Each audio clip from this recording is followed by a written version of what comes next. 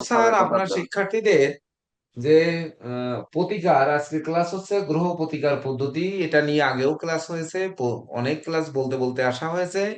তো আজকে একটু প্রতিকারের ব্যাপারে তাদেরকে আশীর্বাদ সূচক কিছু কথা বা নির্দেশনামূলক কোনো কথা, নির্দেশনা আমাদের শিক্ষার্থীরা শুনবেন কিনা জানি না, তবে কিভাবে মনোরঞ্জন করতে পারে ক্লায়েন্টদের এবং কিভাবে তাদের সেই ভক্তের আশীর্বাদ ওনাদের উপর বর্ষিত হয়ে ওনারা বড় হতে পারে, এরকম একটু কথা ওনাদের একটু শুনিয়ে দেন।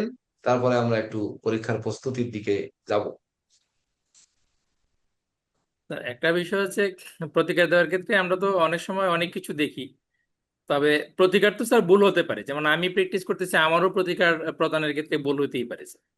তবে ভুল এড়ানোর জন্য আমরা একটা বিষয় দেখতে পারি, জন্ম এখানে যে 9টা গ্রহ আছে, তার মধ্যে একটা গ্রহ যে জন্মছকের প্রায় হচ্ছে 90% বিষয়কে নিয়ন্ত্রণ করে, সেটা হচ্ছে স্যার চন্দ্র। তিথি চন্দ্র থেকে হয়। পঞ্চাঙ্গের সবগুলো উপাদান চন্দ্র থেকে হয়। আমরা হচ্ছে রাশি চন্দ্র থেকে, তারপর হচ্ছে স্যার কি বলে দশা অন্তর্দশা, যেটা গুরুত্বপূর্ণ পার্ট, এগুলো চন্দ্র থেকে, নক্ষত্র চন্দ্র থেকে। 90%-এর উপরে সে চন্দ্র থেকে বিচার করা হয়। তো চন্দ্রের একটা গুরুত্ব আমাদেরকে দিয়ে দেখতে হয়, যেমন যখন ক্লায়েন্ট আসবে আমাদের কাছে, তখন চন্দ্রের অবস্থানটা কি ছিল, মানে কোন তিথি ছিল, এই বিষয়টা যদি আমরা একটু গুরুত্ব দিয়ে দেখি, তাহলে আহ, প্রতিকারটা অন্তত ভুল, মানে ক্ষতির কারণ হবে না আর কি স্যার। হয়তো মানে বিলম্বে অ্যাক্টিভ হইতে পারে, কিন্তু মানে ইয়ে হবে না, যাকে আমি প্রতিকারটা করব তার ক্ষতির কারণ হবে না। আর আপনি যে কথাটা বলছেন স্যার, এটা অবশ্যই মনে রাখতে হবে যে আমার কাছে যে রত্নটা আছে আমি এইটা বিক্রি করবো, এই মানসিকতা অবশ্যই রাখা যাবে না স্যার। এই মানসিকতা রাখলে আপনার হচ্ছে এই, ইয়ে হবে না স্যার, মানে ক্লায়েন্টের উপকার হবে না, কারণ ক্লায়েন্টের উপকার এখানে চিন্তা হচ্ছে না, আমার চিন্তা হচ্ছে। তো এই বিষয়টাকে এড়াই চলবে। তো এই ক্ষেত্রে আমি স্যার একটা ছোট্ট গল্প বলতে পারি। যেমন স্যার, আমাদের তো দ্বিতীয় ভাব থেকে আত্মীয় কুটুম্ব বিচার করা হয়। এখন বা বাড়িতে ধরেন আছে, কেউ আসলো, আমরা বললাম যে অতিথি। এখন এই অতিথি শব্দটা কিন্তু স্যার তিথির সাথে জড়িত। অতিথি মানে স্যার, আপনার বাড়িতে যদি স্যার ধরেন গণেশ পূজা করেন, ওই দিন যদি আমি গিয়ে হাজির হই, তার মানে আমি কিন্তু তিথিতে আসলাম স্যার। আপনি আমাকে নিমন্ত্রণ করছেন, তিথিতে আসলাম, তো নিমন্ত্রণ করছেন মানে স্যার আমি আপনার শিষ্য, আপনি আমাকে অত্যন্ত ইয়ে করেন, স্নেহ করেন, আপনার সাথে আমার একটা কানেকশন, গভীর কানেকশন আছে, এই কারণে নিমন্ত্রণ করছেন। তো নিমন্ত্রণে যখন আমি আসবো, তার মানে তিথিতে আসবো, কারণ আপনি তিথি বেসিস কোনো একটা অনুষ্ঠান, আপনার জন্মদিন, আপনার মেয়ের জন্মদিন, ছেলের জন্মদিন, আপনাদের অ্যানিভার্সারি বা কোনো না কোনো অনুষ্ঠানে আপনি আমাকে ইনভাইট করবেন। তো আমি সেই ইনভাইটেশন রক্ষা করার জন্য আসবো, সেটা হচ্ছে তিথিতে আসবো। আর অতিথি মানে তিথি বহির্ভূত, আকস্মিক ভাবে আপনার এখানে আমি হাজির হইলাম। তো এই যে আকস্মিক হাজির হওয়া, এই অতিথি হচ্ছে প্রকৃতপক্ষে স্যার অতিথি।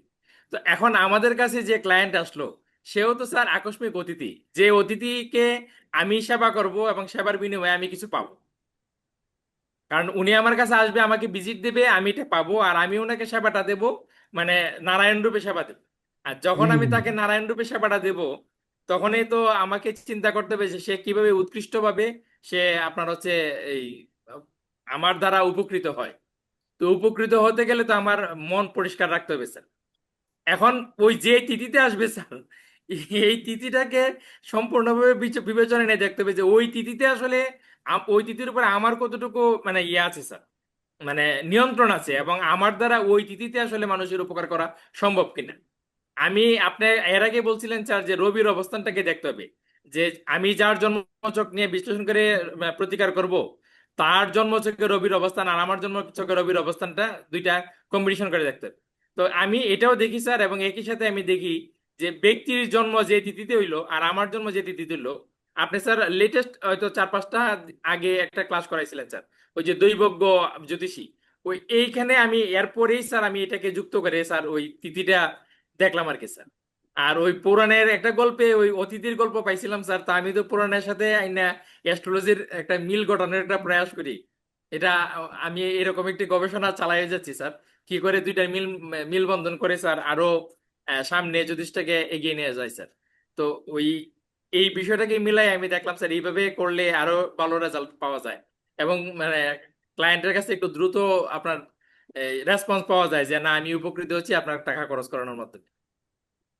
এইটুকু মানে অভিজ্ঞতা শেয়ার করলাম আর কি স্যার। দেখুন, এটাই হচ্ছে সনাতন অ্যাস্ট্রোলজিক্যাল কোচিং সেন্টারের দৃষ্টি এবং আপনাদের সনাতন অ্যাস্ট্রোলজিক্যাল কোচিং সেন্টারের শিক্ষক। অতিথি, অতিথি, অতিথি নারায়ণ, আর তাকে যদি নারায়ণ জ্ঞানে যদি আপনি সেবা না করেন, সে আপনাকে সেবা করে হয়তো ওই ভিজিটটাই ঠিকই দিয়ে যাবে। কড়া কথা বলুন, কিন্তু তার উপকার করার চেষ্টা করুন। সে কিন্তু বুক ভরা আশা নিয়ে আসছে আপনার কাছে, এটা কিন্তু বুঝতে হবে।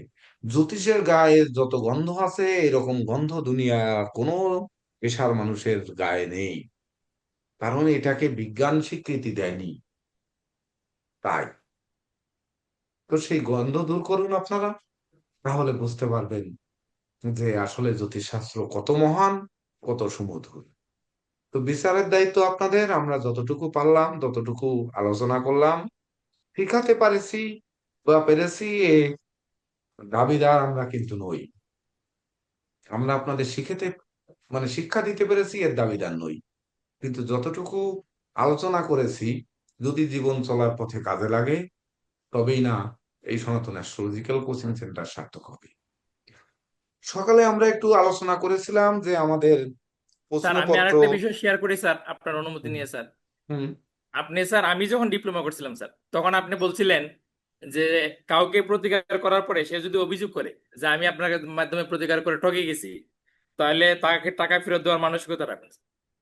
আমি যখন শুরু করলাম স্যার, তখন স্যার আরেকজন স্যারই আমাকে বলছিল যে মানে কবজ করা শিখাইছিল। তো আমি স্যার একজনকে কবজ দিছিলাম স্যার, 3,000 টাকা নিয়েছিলাম স্যার কবজ করে। তো ব্যক্তি উপকৃত হয়েছে। উপকৃত হয়ে সে আমার যে অভিযোগটা করলো স্যার আইসা, যে আপনি হচ্ছে কি করলেন, আমার উপকার হয়েছে, তবে উপকার যা আপনার কবজ হয়েছে এটা কেমনে বুঝতাম? আপনি হচ্ছে একটা বুঝপাতার মধ্যে কি আইকামিকে লিকামিকে দিচ্ছেন, দিয়ে আছে 3,000 টাকা রেখে দিচ্ছেন, এই টোকেন নিয়ে ব্যবসা আর কত করবেন? আমি স্যার, আপনার এই কথাটা মনে হলো যে হচ্ছে সে যদি অভিযোগ করে তার টাকাটা ফেরত দিতে হবে। তৎক্ষণাৎ স্যার আমি তাকে 3,000 টাকা ফেরত দিলাম স্যার। দিয়ে হচ্ছে আমি এই টাইপ করে স্যার বের করে ফেললাম যে এই জ্যোতিষালয়ে কোনো ধরনের কবজ তাবিজ করা হয় না। এরপরে স্যার, এরপরের সপ্তাহেই স্যার মানে সাইনবোর্ড চেঞ্জ করে আমি লাগাই দিলাম যে আমি বান টুনা জাদু বশীকরণ কবজ তাবিজ তন্ত্র মন্ত্র এসব পারি না। এবং আমার প্রত্যেকটা চেম্বারে স্যার এই বিষয়টা লেখা আছে স্যার, বান টুনা জাদু কবজ তাবিজ বশীকরণ আমি কোনো কিছু পারি না, একদম পারি না, এটা লেখা আছে স্যার। আমি ওই দিনই সিদ্ধান্ত নিয়েছি যে কবজ তাবিজ আমি করবো না। আর কবজ করা মানেই তো স্যার ওই পুষ্পাতার মধ্যে কবজ লিখে দেওয়া। তো এখানে 3,000 টাকা 30,000 টাকা যাই নেওয়া হবে, অভিযোগ আসবেই যে হচ্ছে মানে সামান্য একটা কাগজ দিয়ে আপনি এত টাকা নিয়ে গেছেন। আমি চিন্তা করলাম যে যা, আমি অভিযোগে যাব না, কখনোই মানে অভিযোগ করবে এরকম কাজে যাব না। জাস্ট আমি স্যার আপনার আদেশটা মান্য করার চেষ্টা করছি আর কি স্যার। আর আরেকটা বিষয় আপনি শিখাইছিলেন স্যার, যে কিছু কিছু ক্ষেত্রে আহ, কারো কারো না কারো কাছ থেকে, যেমন বৃহস্পতি যাদের অতি অ্যাক্টিভ থাকে, বৃহস্পতি যাদের অতি পীড়িত থাকে, সেক্ষেত্রে তার কাছে প্রয়োজনে ভিজিট নেন না। এটাও স্যার একদম মন্ত্রের মতো স্যার কাজ করে স্যার। এবং আপনার আশীর্বাদ স্যার, আমি বুঝতে পারি যে কার কাছ থেকে ভিজিট নিতে হবে আর কার কাছ থেকে ভিজিট নেওয়া যাবে না স্যার। তো আমি স্যার অনেকের কাছে ভিজিট নিই না, যাদের কাছে ভিজিট নেই না স্যার, ধরেন মাসে স্যার এরকম 1-2 জন পাওয়া যায় যাদের কাছে আমি ভিজিট নেই না, তারা শত অনুরোধ করলে আমি ভিজিট নেই না। তো এই যে ভিজিট না নেওয়া স্যার, এটা আমার জন্য এত উপকার হয়, এটা বলার মতো না স্যার। এই 1-2 জনের কাছে ভিজিট নেই না স্যার। এটা কি আর এক বৃহস্পতি মিনিট একটু খারাপ বলেন, লাগলো আর এক স্যার? মিনিট। এটা এটার ব্যক্তিগত মুখ মানে যেমন উল্টাটা আমি পানি ঢালছি, এটা মনে হয় পড়ছে। এটার মুখ দেখো, এটা মনে করে যারা রাখা। বৃহস্পতি একটু বেশি সবল থাকে তারা আপনার হচ্ছে আহ, ইয়ে করবে না, রেসপন্স করে না। একটা লক্ষণ হচ্ছে আপনি হাত দেখছেন, দেখে তাকে বলছেন যে আপনার এই সমস্যা হচ্ছে, এটা সমস্যা হচ্ছে, উনি plus বলবে যে হ্যাঁ বলুন, আপনি বলুন। আর আপনার হচ্ছে মুসকি মুসকি আসবে আর কি। আসলে মানে আপনি ধরুন কুষ্টি বিচার করলেন, হরস্কোপ বিচার করলেন, যেমন এই লগ্নে কেতু আছে, তো আপনি হচ্ছে তাকে প্রশ্ন করলেন যে আপনি কি হচ্ছে নিজেকে প্রকাশে একটু বাধাপ্রাপ্ত হন, বা আপনার আশেপাশের মানুষ কি আপনার হচ্ছে একটু নিজেকে এই কথা বলে যে আপনার হচ্ছে প্রকাশ করে উঠতে পারেন না, বা আপনার হচ্ছে কিছুটা ভিতরে একরকম বাইরে একরকম, এরকম কোনো কিছু অভিযোগ আছে? বা যেমন মঙ্গল দ্বিতীয় বসে আছে, আপনার কথাবার্তা কি পরিবার আত্মীয় স্বজন যে আছে ওই বলয়ের ভিতরে আপনার কথাবার্তা কি একটু তেতো হয়? যেমন চতুর্থে শনি আছে, আপনার হচ্ছে বাড়িটা কি একটু গলির ভিতরে, মেইন রোডে তো নিশ্চয়ই আপনার বাড়ি না, ঠিক আছে? এইটা যেমন পঞ্চমে শুক্র আছে, যা আপনার মনে কি সবসময় একটু মানে এই, বেশ একটু ফান মুডে থাকার একটা ব্যাপার আপনার মধ্যে কাজ করে নাকি? যেমন রবি বুধ আছে স্যার ষষ্ঠে, তো নিঃসন্দেহে তাকে এই কথা বলা যেতে পারে যে আপনার আড়ালে তো এই কথাটা আলোচনা হতে পারে। আপনার জ্ঞাতি গোষ্ঠী বা আপনার মাতুলালয় এদিকে যারা আত্মীয় স্বজন আছে তারা বলতে পারে যে আপনার মধ্যে একটু দম্ভ আছে, একটু অহংকার আছে, যেহেতু ষষ্ঠে রবি বুধের অবস্থান আছে। চন্দ্র রাহু আপনার বসে আছে, তো আপনার মনে তো ভাই কি করে আপনি কি করবেন, কারণ আপনি হচ্ছে পড়ায় বসলেন কিন্তু আপনার মনে হচ্ছে বিপরীত লিঙ্গের চিন্তা। তো এত কল্পনা এত চিন্তার মধ্যে থাকলে সর্বোচ্চ 30 মিনিট পড়তে পারবেন, আর এরপরে তো আবার হচ্ছে 30 মিনিট অন্য চিন্তা করবেন। তো চিন্তার থেকে বেরিয়ে আসার জন্য আপনাকে হচ্ছে ইয়ে করতে হবে। অষ্টমী বৃহস্পতি আছে স্যার, মানে গ্রহের অবস্থান ভিত্তিকে যেটা বলা হয় স্যার, যে অষ্টমী বৃহস্পতি আছে, বৃহস্পতি আছে নিচস্থ বৃহস্পতি, আপনার বাবার সাথে তো বন্ডিং আপনার কাটতে হবেই। তো আপনি ফায়ার হলে চলবে না বাবার সাথে, আপনার হচ্ছে আগামী 31 দিন পর্যন্ত বাবা যাই বলুক আপনি হচ্ছে আপনার বাবার সাথে কথার কোনো নেগেটিভ আনসার করবেন না। আর হচ্ছে আপনি হচ্ছে স্যার এইভাবে দেখাই দিই স্যার, তর্জনী আর বৃদ্ধাঙ্গুলি একসঙ্গে রাখবেন। যখনই বাবা আপনাকে যাই বলুক, এবং যত রাবিশ ভাষায় কথা বলুক না কেন, এই দুইটা আঙ্গুল একসঙ্গে রাখবেন। রেখে হচ্ছে মনে মনে 1001, 1002 এইভাবে 108 গণবেন, 1008 পর্যন্ত মানে গণবেন আর কি। তো গনে হচ্ছে আপনার বাবার কথার উত্তর দিবেন। তো এই 1001, 1008 করে গণলে স্যার প্রায় 2 মিনিট হয়ে যায় স্যার। ওই 2 মিনিটে তো স্যার পরে স্যার ইয়ে হয় না স্যার, রিয়েকশন তো হয় না। এইবার হচ্ছে স্যার আমি রত্ন যাই দিলাম, আমি গ্যারান্টি দিয়ে রত্ন দেই স্যার যে আপনার বাবার সাথে আপনার বন্ডিং ভালো করে দেবো, এই গ্যারান্টি আপনাকে দিলাম। এখন রত্নে কাজ করুক আর না করুক স্যার, সে যেহেতু 31 দিন প্র্যাকটিস করে ফেলবে স্যার, সে তো সাইকোলজিক্যাল ট্রিটমেন্ট বাবার হয়ে সাথে গেল। খারাপ হবে না স্যার। ব্যাপার যে কোনো মূল্যে হচ্ছে আমার বক্তব্য হচ্ছে আমি দায়িত্ব নিচ্ছি আপনার, আমি আপনার হচ্ছে পিতার সাথে আপনার সম্পর্ক ভালো করে দেবো যদি আমার কথা শুনেন। তাহলে আমি গ্যারান্টি নিচ্ছি, আমি দায়ী নিচ্ছি আপনার হচ্ছে পিতার সাথে সম্পর্ক ভালো হবে, আর না হলে আমি টাকা ফেরত দিয়ে দেবো। এবং এটা শতভাগ কাজ করে স্যার। দায়িত্ব নিচ্ছি মানে দায়িত্ব নিচ্ছি, এই বিষয়টা শেয়ার করলাম স্যার। দেখেন, আমরা কিন্তু বলেছি সনাতন অ্যাস্ট্রোলজিক্যাল কোচিং সেন্টার এখনো কাঁচা খোলেনি। আপনাদের আপনারা হয়তো ভাববেন ওই যে তাবিজ কবজের কথা বললেন, দেখেন একটু দেখা যায় হ্যাঁ স্যার। স্যার কি দেখলেন এটা? কিছুই তো বুঝলাম না, কিন্তু স্যার দেখা গেল স্যার লাল রঙের। হুম? স্যার পুরো দেখা যায় না। এটা মনে হয় কোনো যন্ত্র হবে ভোজপত্রে লেখার মতো। যন্ত্র। হ্যাঁ এরকম কিছু একটা হবে বুঝলেন, সম্ভবত। এটা কিন্তু আমার নিজস্ব উৎপাদন, নিজস্ব ধাতুর উপরে পাত তৈরি করে সেই পাতের উপরে নকশা এঁকে তারপরে কিন্তু করা, এটা হচ্ছে যন্ত্র তৈরি হয়।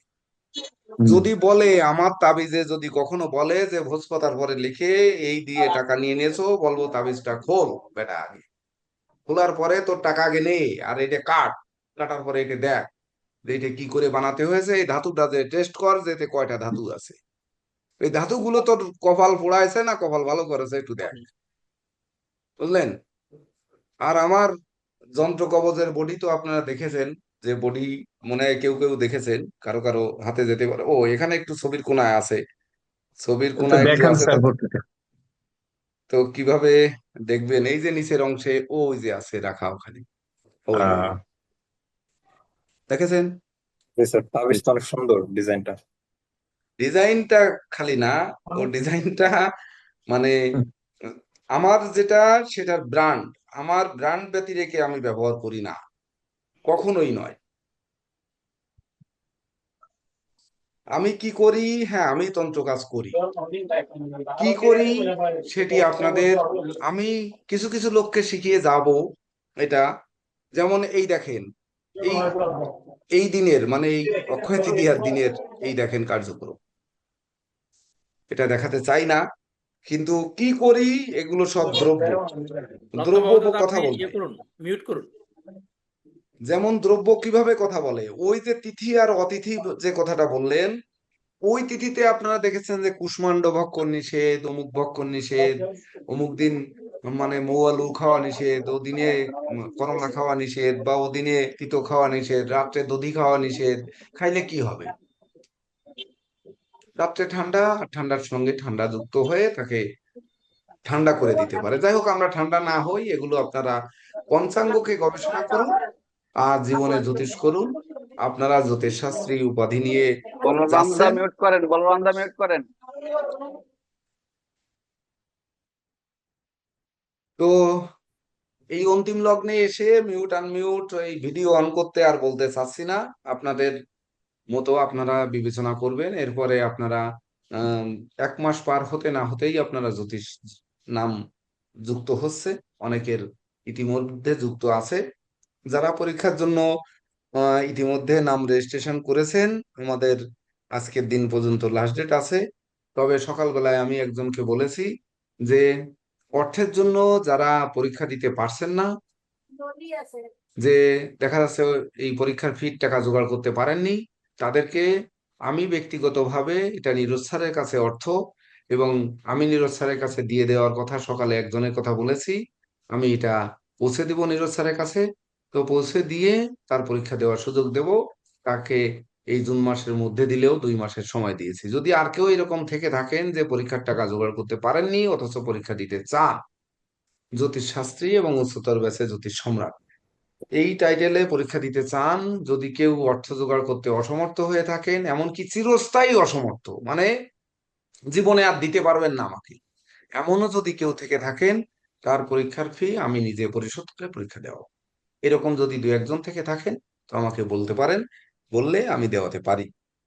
সেটি হচ্ছে, এটা আমার উদারতা বলুন আর মানবিকতা বলুন আর যাই বলুন, যেহেতু এক সময় আমার বাবা বই চেয়ে পড়িয়েছে, আর বই আমি দিলে মানুষ পড়ে না, তার জন্য কিন্তু ধরেন এই বই লিখে লিখে মানুষকে ফিরিয়ে দেয়। এবার ডিরেক্টরি পঞ্জিকা, আমার অনেক পঞ্জিকা জমে গেছে। আমি একজনকে কিন্তু বলেছি বাংলাদেশের বিশেষ বিশেষ জায়গার সব অ্যাড্রেস জোগাড় করো, করে করে কুরিয়ারে পাঠিয়ে দেবো। অথচ আপনাদের পাঠানো হয়নি। আমরা এই স্টেপটা নেব, আমি যখন এই ঢাকায় যাব তখন আমার এই ছেলেপেলেরা স্টেপ নিয়ে অ্যাড্রেস জোগাড় করে লিখবে আর পাঠাবে, লিখবে আর পাঠাবে শুধু। এই করে করে ডিরেক্টরি পঞ্জিকা সমাপ্ত করতে হবে, মানে পঞ্জিকা অনেক রয়ে গেছে। আচ্ছা, যাই হোক, এইবার আসি সকালবেলায় আমরা কিছু সিলেবাস অনুযায়ী প্রশ্নের ধারণা দিয়েছিলাম। তো সেখানে ভেদিক অ্যাস্ট্রোলজির একটি ধারণা আমরা সকালে দিয়েছিলাম যে কি ধরনের প্রশ্ন হতে পারে। ধরেন আমরা অতীতে তো 4টা পরীক্ষা আমাদের অনলাইনে হয়েছে। তো এই আপনারা দিয়ে মনে হয় পঞ্চম ব্যাচ হবেন নাকি নীরজ স্যার, না চতুর্থ ব্যাচ হবে? কোনটা হবে? 1, 2, 3? আমার সনাতনে হচ্ছে 3টা পার হয়ে গেছে, নাকি 2টা পার হয়েছে? শনিবারে তিনটা, শনিবারে তিনটা, সনাতনের রানিং স্যার তিনটা। এই 3টা মানে, আর ওই বিএনএসএ ছিল একটা, মানে 4টা। বিএনএস এর এইটা অনলাইন একটা 4টা, আর এর আগে তো আপনার তো অফলাইন ছিল স্যার। অফলাইন একটা ছিল, অফলাইনটা আমরা বাদ দিয়ে দিই। অনলাইনের আমাদের এটা চতুর্থতম পরীক্ষা। তো এই চতুর্থতম পরীক্ষার আগে পরে যে ধরনের প্রশ্ন আসছে, আমরা সকালে বলেছি, এখন উচ্চতর ব্যাচের শিক্ষার্থীরাও আছেন। তো আমি বলেছি যে আমাদের মাননীয় প্রেসিডেন্ট স্যার আমাদের সিলেবাসকে অ্যাপ্রুভ করেছেন, এবং উচ্চতর ব্যাচের শিক্ষার্থীদের জন্য আমরা যে পর্যন্ত সিলেবাসের পড়িয়েছি সেগুলো দাগ দিয়ে, মানে চিহ্নিত করে তারপরে ওনার কাছে পাঠানো হয়েছে। উনি বলেছেন যে ঠিক আছে, আমার প্রশ্ন এর ভিতরে থাকবে, এর বাইরে যাবে না। তো সেই অনুযায়ী একটু কি ধরনের প্রশ্ন হতে পারে আমি একটু ওই সিলেবাস থেকে আপনাদের একটু জ্ঞাত করতে চাই। এটা হচ্ছে সাজেশন ভিত্তিক, আসলে ওনরা কিভাবে করবে বা ওটি ভাষান্তর হয়ে যেতে পারে। যদি আমাকে সুযোগ দেয় তাহলে আমি প্রশ্ন, যদি আপনারা না বোঝেন, বুঝিয়ে দেওয়ার চেষ্টা আমি করব। তার মধ্যে একটা যদি বলি, ধরেন যেমন কালপুরুষের অঙ্গ বিভাগ অঙ্কন করি। কালপুরুষের অঙ্গ বিভাগ আপনারা পড়েছেন, উচ্চতর ব্যাচের জন্য বলছি, সকালে ভিডিওটা দেখে নেবেন। ওটা প্রাথমিক ব্যাচ এর জন্য বলেছি, কিন্তু ওটি কিন্তু প্রাথমিক উচ্চতর সবই একই ধরনের হতে পারে। এখনকার প্রশ্নও কিন্তু প্রাথমিক ব্যাচেও চলে যেতে পারে। কিছু কিছু বিষয় আমি কিন্তু ওই প্রশ্নের মতো আকারে বলার চেষ্টা করছি। যে ধরুন কালপুরুষের অঙ্গ বিভাগ আপনারা অঙ্কন করবেন, এমনকি তার গ্রহ চিহ্নিত করবেন, তারপরে এগুলো তো আপনারা জানেন। তারপরে ধরেন হয়তো প্রশ্ন যদি করে বসে যে ঠিক আছে 2টি অঙ্গের গ্রহের শুভ অশুভ, বা 3টি অঙ্গের গ্রহের শুভ অশুভ দিক, এগুলো আমরা বলতে পারবো না। কালপুরুষের জঙ্ঘা কোন গ্রহ দেখে, মস্তিষ্ক কোন গ্রহ দেখে, আহ নাক কান গলা কোনটা দেখে, বক্ষ কোনটা দেখে, এই ধরনের আমরা কিন্তু বলতে পারি, এগুলো আমরা শিখিয়েছি। প্রাথমিক উচ্চতর উভয় ব্যাচে কিন্তু এই ধরনের প্রশ্ন থাকতে পারে, যেহেতু সিলেবাস কিন্তু আমাদের প্রায় একই ধরনের। প্রাথমিকে যেটা সাধারণ শিক্ষা, উচ্চতরে ওইটার ভেঙে দেওয়া শিক্ষাটা কিন্তু আছে, এটা আপনাদের মনে রাখতে হবে। যেমন ধরুন এই উচ্চতর ব্যাচের এখন আলোচনা করতেছি, প্রাথমিক ব্যাচ কিন্তু নয়। তো সেই সিলেবাস অনুযায়ী আবার এখান থেকে কোনো প্রশ্ন, যেহেতু একই ধরনের, এই প্রশ্নটাকে কালপুরুষের অঙ্গ বিভাগটাকে যদি সহজ করে দেয়, প্রাথমিক ব্যাচে যদি প্রশ্ন আসে, উভয়কে আমি কেন একসঙ্গে থাকতে বলেছি, হয়তো বললো যে কালপুরুষের অঙ্গ বিভাগ অঙ্কন করে গ্রহগণকে চিহ্নিত করুন, ওকে, একটা প্রশ্ন হয়ে যেতে পারে। কিন্তু উচ্চতরে হয়তো প্রশ্নটা করলো যে দুটি গ্রহের শুভ অশুভ দিক বিশ্লেষণ করুন, এটা কিন্তু একটা প্রশ্ন হতে পারে। আমি বলছি সিলেবাস ধরে, কিন্তু প্রশ্ন হতে পারে, যেহেতু 4 বছরের অভিজ্ঞতার আলোকে বলছি। স্যার ওই ধর, পুরো মানুষটাই আঁকতে হবে স্যার, মানে দেহে তো হ্যাঁ, পুরো আমরা স্যার কালপুরুষের মানুষ অঙ্গ তো প্রতিকার আর বিভাগ আপনারা আঁকতে হবে। আঁকতে পারবেন না, মানুষ আঁকতে পারবেন, পারবেন না। স্যার সেই মানুষও কথাই আঁকা যায়, বলতেছি, কিভাবে মানুষও আঁকা আঁকতে যায় হবে। না তা না, 3 সেকেন্ডে মানুষও আঁকা যায়। কিভাবে আঁকা যায় দেখেন। জি আমি স্যার, 3 সেকেন্ড আমার বলে ওইটাই ফেলেছি, ভয় ছিল তিরিশ যে সেকেন্ডে আঁকবো মানুষ আঁকা কিভাবে। যায়। কিভাবে মানুষ আঁকা যায় দেখেন, এই দেখেন, আমরা কিছুই করব না, এই একটা মাথা দেব, এই গলা দেব, এই এই এখান থেকে হাত নিয়ে এই দেব, আর হচ্ছে এই ধড় দেব, এখান থেকে হাত নেব, এই ওই চিকুন হয়ে গেল, এখান থেকে একটা দাগ দিব, দাগ দিয়ে এই পা নিয়ে যাবো, হুম, এই হয়ে গেল না একটা মানুষ। হুম। এই হ্যাঁ হ্যাঁ কয় স্যার, সেকেন্ড পারবো লাগছে? স্যার, পারবো, হ্যাঁ, এরকম পারি স্যার। এইবার এখানে কান দিব, এখানে কান দিব, এখানে একটা চোখ, এখানে একটা চোখ, এখানে হচ্ছে তার মুখ দেব, এই তো হয়ে গেল, মানুষ হয়ে গেছে। এই আর্ট হুম, স্যার আমি সমস্যা নেই, তাহলে স্যার ঠিক আছে। পারবো স্যার, এটা স্যার আমরা কিন্তু স্যার আঁকতে আর্টের পারি। জন্য যদি স্যার মার্কস কাটে তাহলে তো সমস্যা। নিশ্চয়ই কালপুরুষের অঙ্গ বিভাগ অঙ্কন পূর্বক গ্রহদের চিহ্নিত করতে হবে। এইবার আপনি ডান কানে এখানে একটা গ্রহর নাম লিখে দিলেন, এখানে একটা দিলেন, এখানে ঠোঁটে হুম, একটা দিলেন, চোখে একটা দিলেন, কপালে একটা দিলেন, গলায় একটা দিলেন, বাহুতে দিলেন, এই কোমরে দিলেন, পেটে দিলেন, এখানে হাতে দিলেন, এখানে পায়ে দিলেন, হাঁটুতে দিলেন, পায়ের পাতায় দিলেন, হয়ে গেল না? এটা কোনো জি ব্যাপার? স্যার, না স্যার, তাহলে কি কোনো হবে পারবো স্যার, আমাদের শিক্ষার্থীরা, পারবো ওই পারবো। যে তাদের যে পরীক্ষকরা থাকবে তারা কিন্তু বুঝতে পারবে যে ওরে বাপরে, পরীক্ষার হলে সে ছবিটা বড় কথা নয়, আমাদের উত্তরটা বোঝার জন্য সহযোগিতা করেছে। বলবে না এটা? আবুল হোসেন সাহেব জি বলবে না? স্যার, বলবেন। কি, এটা কি 1 মিনিট লেগেছে নাকি আমার মানুষটি আঁকতে? এক না মিনিট না না, লেগেছে? এর চাইতে ভালোই ছবি তাহলে আঁকতে পারবেন স্যার, সে ভালোই ছবি পারবো আঁকবো স্যার, ওইভাবেই লিখে যেরকম এবং পারবো ভালো হবে। হলেই হলো, সমস্যা নেই। হ্যাঁ, ছবি তো আর এখানে তো আর আমাদের আর্ট এখানে বড় শেখাচ্ছে না ওই ফ্যাক্টর না। শিক্ষকরা। হ্যাঁ হ্যাঁ, শিক্ষকরা কি আমরা আর্ট পারি কি পারি না সেটা কি দেখবে, নাকি না স্যার, আমাদের শুধু উত্তরটা চিহ্নিতকরণ হয়েছে কিনা সেটি দেখবে? কোনটা দেখবে? আর যদি ছবি দেখা এক্সামিনার হয় ওখানে, তাহলে আমাদের আর ওখানে পরীক্ষা দেওয়ার দরকার নেই। আমরা এরপরে বলবো আর আমাদের ওখান থেকে ক্ষমা করে দাও, আমরা ওখান থেকে স্যার, বের হয়ে আসি। এখন এখন সবই ভালো হইলো স্যার, কিন্তু উত্তর ভুল হয়ে গেল। হ্যাঁ, উত্তর যেন ভুল এই না তো। হয়। হুম, আসি এইবার। হ্যাঁ, এ মুসি এ আচ্ছা, ভিডিওর মধ্যে যাচ্ছে। অনেকেই অনেকেই এই স্পিকার বন্ধ করেন না, এটা বন্ধ করে রাখেন একটু, তাহলে স্যারের কথা শোনা যায় না। এই 2-3 জন আপনারা ওপেন করিয়াই রাখেন সবসময়। বসবে, আবুল হোসেন সাহেব বসবে কখন জানেন?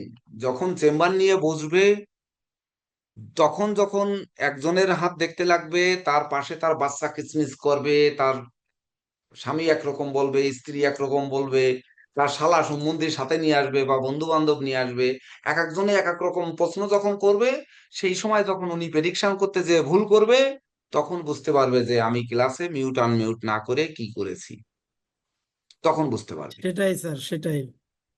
তো সেই দিন তো এসে গেছে। আর 1 মাস, মে মাসটা পার হলে জুন মাস পরীক্ষা দিলেই তো ওনরা সেই পথে যাচ্ছে। আর এমনকি অনেকে রানিং আছেন, তারপরেও তারা বুঝছেন না, আমরা কি করবো? আর দরকার কি? এই জন্য আমি এখন বিদায় লগ্নে কেন আর কঠোর, মানে কোনো কটু কথা আর আমি বলতে চাই না, আর বলবো না এই কয়দিনই, পরীক্ষা পর্যন্ত। যাই হোক, ধরেন এই আপনাদের সিলেবাস অনুযায়ী হয়তো প্রশ্ন আসলো একটা জন্ম তারিখ দিয়ে, তার আহ সেই জন্মগ্রহণকারীর বিংশোত্তরী দশা অন্তর্দশার ফলাফল বিশ্লেষণ করো। এটা কি বের করতে এমন কোনো কঠিন কাজ? আপনারা যখন চন্দ্রের নক্ষত্র পাচ্ছেন, যদি এখানে চন্দ্র যেমন 9 নাম্বার নক্ষত্রে, 9 নাম্বার অশ্লেষা, তাহলে বুধের নক্ষত্রে জন্ম। তাহলে বুধের নক্ষত্র, বুধের দশা কত বছর, সেটা আপনারা বলে দিলেন যে বুধের দশা এই কয় বছর, তারপরে বুধের পরে হচ্ছে কেতুর দশা, কেতুর পরে হচ্ছে রবির দশা, রবির পরে চন্দ্রের দশা, নাকি ভুল বললাম? উত্তরই, স্যার বুধের পরে হচ্ছে কেতুর দশা, কেতুর পরে হচ্ছে শুক্রের দশা, শুক্রের রবির পরে পরে হচ্ছে চন্দ্র ঠিক রবির আছে দশা, স্যার? রবির রবির পরে পরে হচ্ছে চন্দ্র ঠিক আছে? চন্দ্রের দশা, তারপরে হচ্ছে স্যার মঙ্গলের বুধের দশা। পর কেতু স্যার, দশা, বুধের এরপরে পর যে আবার রাহু। কেতু। যাই হোক, নক্ষত্র অনুযায়ী, সিরিয়ালে নক্ষত্র অনুযায়ী। জি স্যার। তো সেই অনুযায়ী আপনারা দশাকে ওই, যেহেতু 2 ঘন্টায় 7টা প্রশ্নের উত্তর দেবেন, তাহলে এক একটা প্রশ্ন কয় মিনিট করে হবে? 120 মিনিটে হচ্ছে 7টি প্রশ্ন। প্রশ্ন পাওয়া, প্রশ্ন লেখার টাইম আলাদা 15 মিনিট থাকবে। 10 মিনিট থাকে, 15 মিনিট থাকে। ওই প্রশ্ন যদি আমাকে বুঝিয়ে দেওয়ার দেয়, তাহলে প্রশ্ন যদি একটু ঘুরানো পেঁচানো ভাষা থাকে, সেটিকে আমি একটু ভেঙে বুঝিয়ে দেওয়ার চেষ্টা করব, করে আপনাদের সামনে উপস্থাপন করে দিয়ে বলবো প্রশ্ন কমপ্লিট, এইবার আপনারা লেখেন। আর প্রশ্ন জুমে শেয়ার করে দেওয়া হবে, যার যার মতো লিখে নিতে পারবেন, যার যার মতো ওই মুহূর্তে প্রিন্ট দিয়ে নিতে পারবেন, সেটা আপনাদের ব্যাপার। কিন্তু সময় হয়তো 10-15 মিনিটের বেশি দেবে না প্রশ্ন লেখার জন্য। তারপরে যখন লেখা শুরু হবে, সেখান থেকে 2 ঘন্টা সময় থাকবে। পরীক্ষার ডেট হচ্ছে, প্রাথমিক ব্যাচের পরীক্ষার ডেট হচ্ছে 12 এবং 13 জুন। বাংলাদেশ ন্যাশনাল একাডেমি অফ অ্যাস্ট্রোলজির পরীক্ষা হচ্ছে প্রাথমিক ব্যাচ 12-13 জুন। 12 জুন সকাল 8টা থেকে 10টা পর্যন্ত 2 ঘন্টা, সন্ধ্যা 6টা থেকে 8টা পর্যন্ত 2 ঘন্টা। 13 জুন সকাল 8টা থেকে 10টা 2 ঘন্টা, এবং 13 জুন বিকাল 6টা থেকে, মানে সন্ধ্যা 6টা থেকে 8টা 9টা 10টা যে পর্যন্ত হয় ভাইবা থাকবে। আপনারা এই সপ্তাহের মধ্যে যার যার অ্যাডমিট কার্ড পেয়ে যাবেন, তাতে সময় উল্লেখ করা থাকবে কোন পরীক্ষা কখন হবে। উচ্চতর ব্যাচের পরীক্ষা হবে 26শে জুন 2026, সকাল 8টা থেকে 10টা এবং সন্ধ্যা 6টা থেকে রাত 8টা। প্রথম বেদিক অ্যাস্ট্রোলজি, তারপরে পামেস্ট্রি। সন্ধ্যা 6টা থেকে রাত 8টা পর্যন্ত পামেস্ট্রি হবে। পরের দিন সকালবেলায় নিউমারোলজি হবে, সকাল 8টা থেকে 10টা পর্যন্ত, এবং সন্ধ্যা 6টা থেকে আপনাদের মৌখিক বা ভাইভা হবে উচ্চতর ব্যাচের। 27 তারিখে সন্ধ্যা 6টা থেকে যে কয়টা পর্যন্ত যায়, ভাইভা এবং আশীর্বাদ সূচক বক্তব্য এর ভিতর থাকবে। এটি হচ্ছে বাংলাদেশের পরীক্ষার চূড়ান্ত time. Indian College of Astrology and অ্যাস্ট্রোনমির পরীক্ষা হবে কত তারিখ? উম মাঝখানে 13-14 পরে 19-20 স্যার, 19-20। 19-20। 19 তারিখে সময় হচ্ছে সকাল 10টা থেকে 12টা পর্যন্ত বাংলাদেশ টাইম, সকাল 10টা থেকে 12টা বেদিক অ্যাস্ট্রোলজি 19 তারিখ। 19 তারিখ সন্ধ্যায়, সন্ধ্যা না, 12টা 3টা থেকে 5টা হচ্ছে পামিস্ট্রি, এবং 20 তারিখে সকাল 10টা থেকে 12টা পর্যন্ত হচ্ছে নিউমারোলজি, এবং বিকাল 3টা থেকে 5টা 6টা 7টা যা বাজে সেটা হচ্ছে মৌখিক। এটা চূড়ান্ত একেবারে, এর দিন পরিবর্তন হওয়ার সুযোগ খুব কম। যদি কোনো চরম প্রাকৃতিক দুর্যোগ না হয়, তাহলে এই ডেট পরিবর্তন হওয়ার সম্ভাবনা নেই বললেই চলে। গেল। এইবার ধরেন, যেমন আপনারা গত সপ্তাহে করলেন বিবাহ মিলনের জটক বিচার, এটি কিন্তু প্রাথমিক ব্যাচেও আসতে পারে, উচ্চতর ব্যাচেও কিন্তু আসতে পারে। যেমন হয়তো প্রাথমিক ব্যাচে থাকলো জটক বিচারে কত রকম, সেটি সকালে কিন্তু আলোচনা করেছি। উচ্চতর ব্যাচে থাকতে পারে দুটি জন্ম তারিখ দিয়ে বলা যেতে পারে যে হয়তো টিকা দিয়ে দিল যে পাত্র এবং পাত্রী, জন্ম তারিখ আর সময় দিল যে এদের জটক বিচার কেমন হবে। হতে পারে, এমন প্রশ্ন করলে করতে পারে, কারণ জটকের যেহেতু ওইখানে সিলেবাসেও আছে, আমাদের এই সিলেবাসেও আছে, তাহলে 2 সিলেবাসে আছে। জটকটা একটা বিশেষ গুরুত্ব বর্তমান সময়, এর একটা প্রশ্ন কিন্তু থাকলে থাকতে পারে। আমাদের প্রস্তুতি থাকতে হবে যে থাকবে, সেই অনুযায়ী আপনার প্রস্তুত থাকবে। প্রস্তুত না থাকলে কিন্তু আমরা সর্বশেষে হেরে যাব। এটি একটু আপনারা কায় মনোবাক্যে এটা চিন্তা চেতনা করবেন। প্রাথমিক ব্যাচেও যদি পঞ্চাঙ্গের যে কথা বলেছিলাম, ওই রকম যদি পঞ্চাঙ্গের কোনো প্রশ্ন আসে, তাহলে পঞ্চাঙ্গ কি এমন আসতে পারে উচ্চতর ব্যাচে। জ্যোতিষশাস্ত্রে পঞ্চাঙ্গের গুরুত্ব বিশ্লেষণ করুন। পঞ্চাঙ্গ মানে তখন পঞ্চ অঙ্গ কি কি, এইগুলো দিয়ে তার গুরুত্ব, তখন কিন্তু তিথি নক্ষত্র করণ যোগ সবগুলোকে নিয়ে আসতে হবে। যার জন্য যোগের অধিপতি গ্রহ কিন্তু আপনাদের গ্রুপে, তার নাম আমাদের এই সুভাষচন্দ্র রায় উনি কিন্তু সকালবেলায় দিয়ে দিয়েছেন। ওই পেজটা নিয়ে আপনারা শিখে নিয়েন, মানে ওটা কিন্তু পড়ানো হয়নি আপনাদের। যেমন ধরেন যদি চিকিৎসা বিদ্যায় কোনো প্রশ্ন থাকে, কারণ উচ্চতর ব্যাচের আমাদের ক্লাস কম হয়েছে, তার জন্য যে পর্যন্ত হয়েছে তার মধ্যে আমি হালকা পাতলা একটু ধারণা দেওয়ার চেষ্টা করছি। চিকিৎসা বিদ্যায় জ্যোতিষশাস্ত্রীয় প্রতিকার পদ্ধতি, এটি যেমন প্রাথমিক ব্যাচেও আসতে পারে, উচ্চতর ব্যাচে যদি আসে আলাদা করে যে লগ্ন সাপেক্ষে চিকিৎসা পদ্ধতি বা রাশি সাপেক্ষে চিকিৎসা পদ্ধতি, এটি কিন্তু আলাদা রূপে যুক্ত করেও কিন্তু প্রশ্নকারকরা প্রশ্ন করতে পারে, একটু জড়িয়ে পেঁচিয়ে। সবসময় মনে রাখবেন উচ্চতর ব্যাচের প্রশ্ন কোনো না কোনো ভাবে বর্ধিত করা থাকবে। এখনো কোনোদিন পরীক্ষা হয়নি, কিন্তু আমি আমার আমার দিক থেকে আমি বলছি থাকতে পারে কিন্তু। যেমন ধরেন লগ্ন সাপেক্ষে প্রাথমিক ব্যাচে দ্বাদশ ভাব আমরা বিচার করি, যে দ্বাদশ ভাবের যে দ্বাদশ ভাব থেকে কি বিচার করা হয়। কিন্তু যদি প্রশ্ন আসে যে লগ্ন থেকে দ্বাদশ ভাবের ভাব থেকে কি বিচার করা হয়, এটা প্রাথমিক ব্যাচে প্রশ্ন আসতেই পারে, এমনকি এটা অতীতে আসছে। তার জন্য সকালে কিন্তু আমি বলেছি, সকালের ভিডিওটাও সবাই দেখে নেবেন।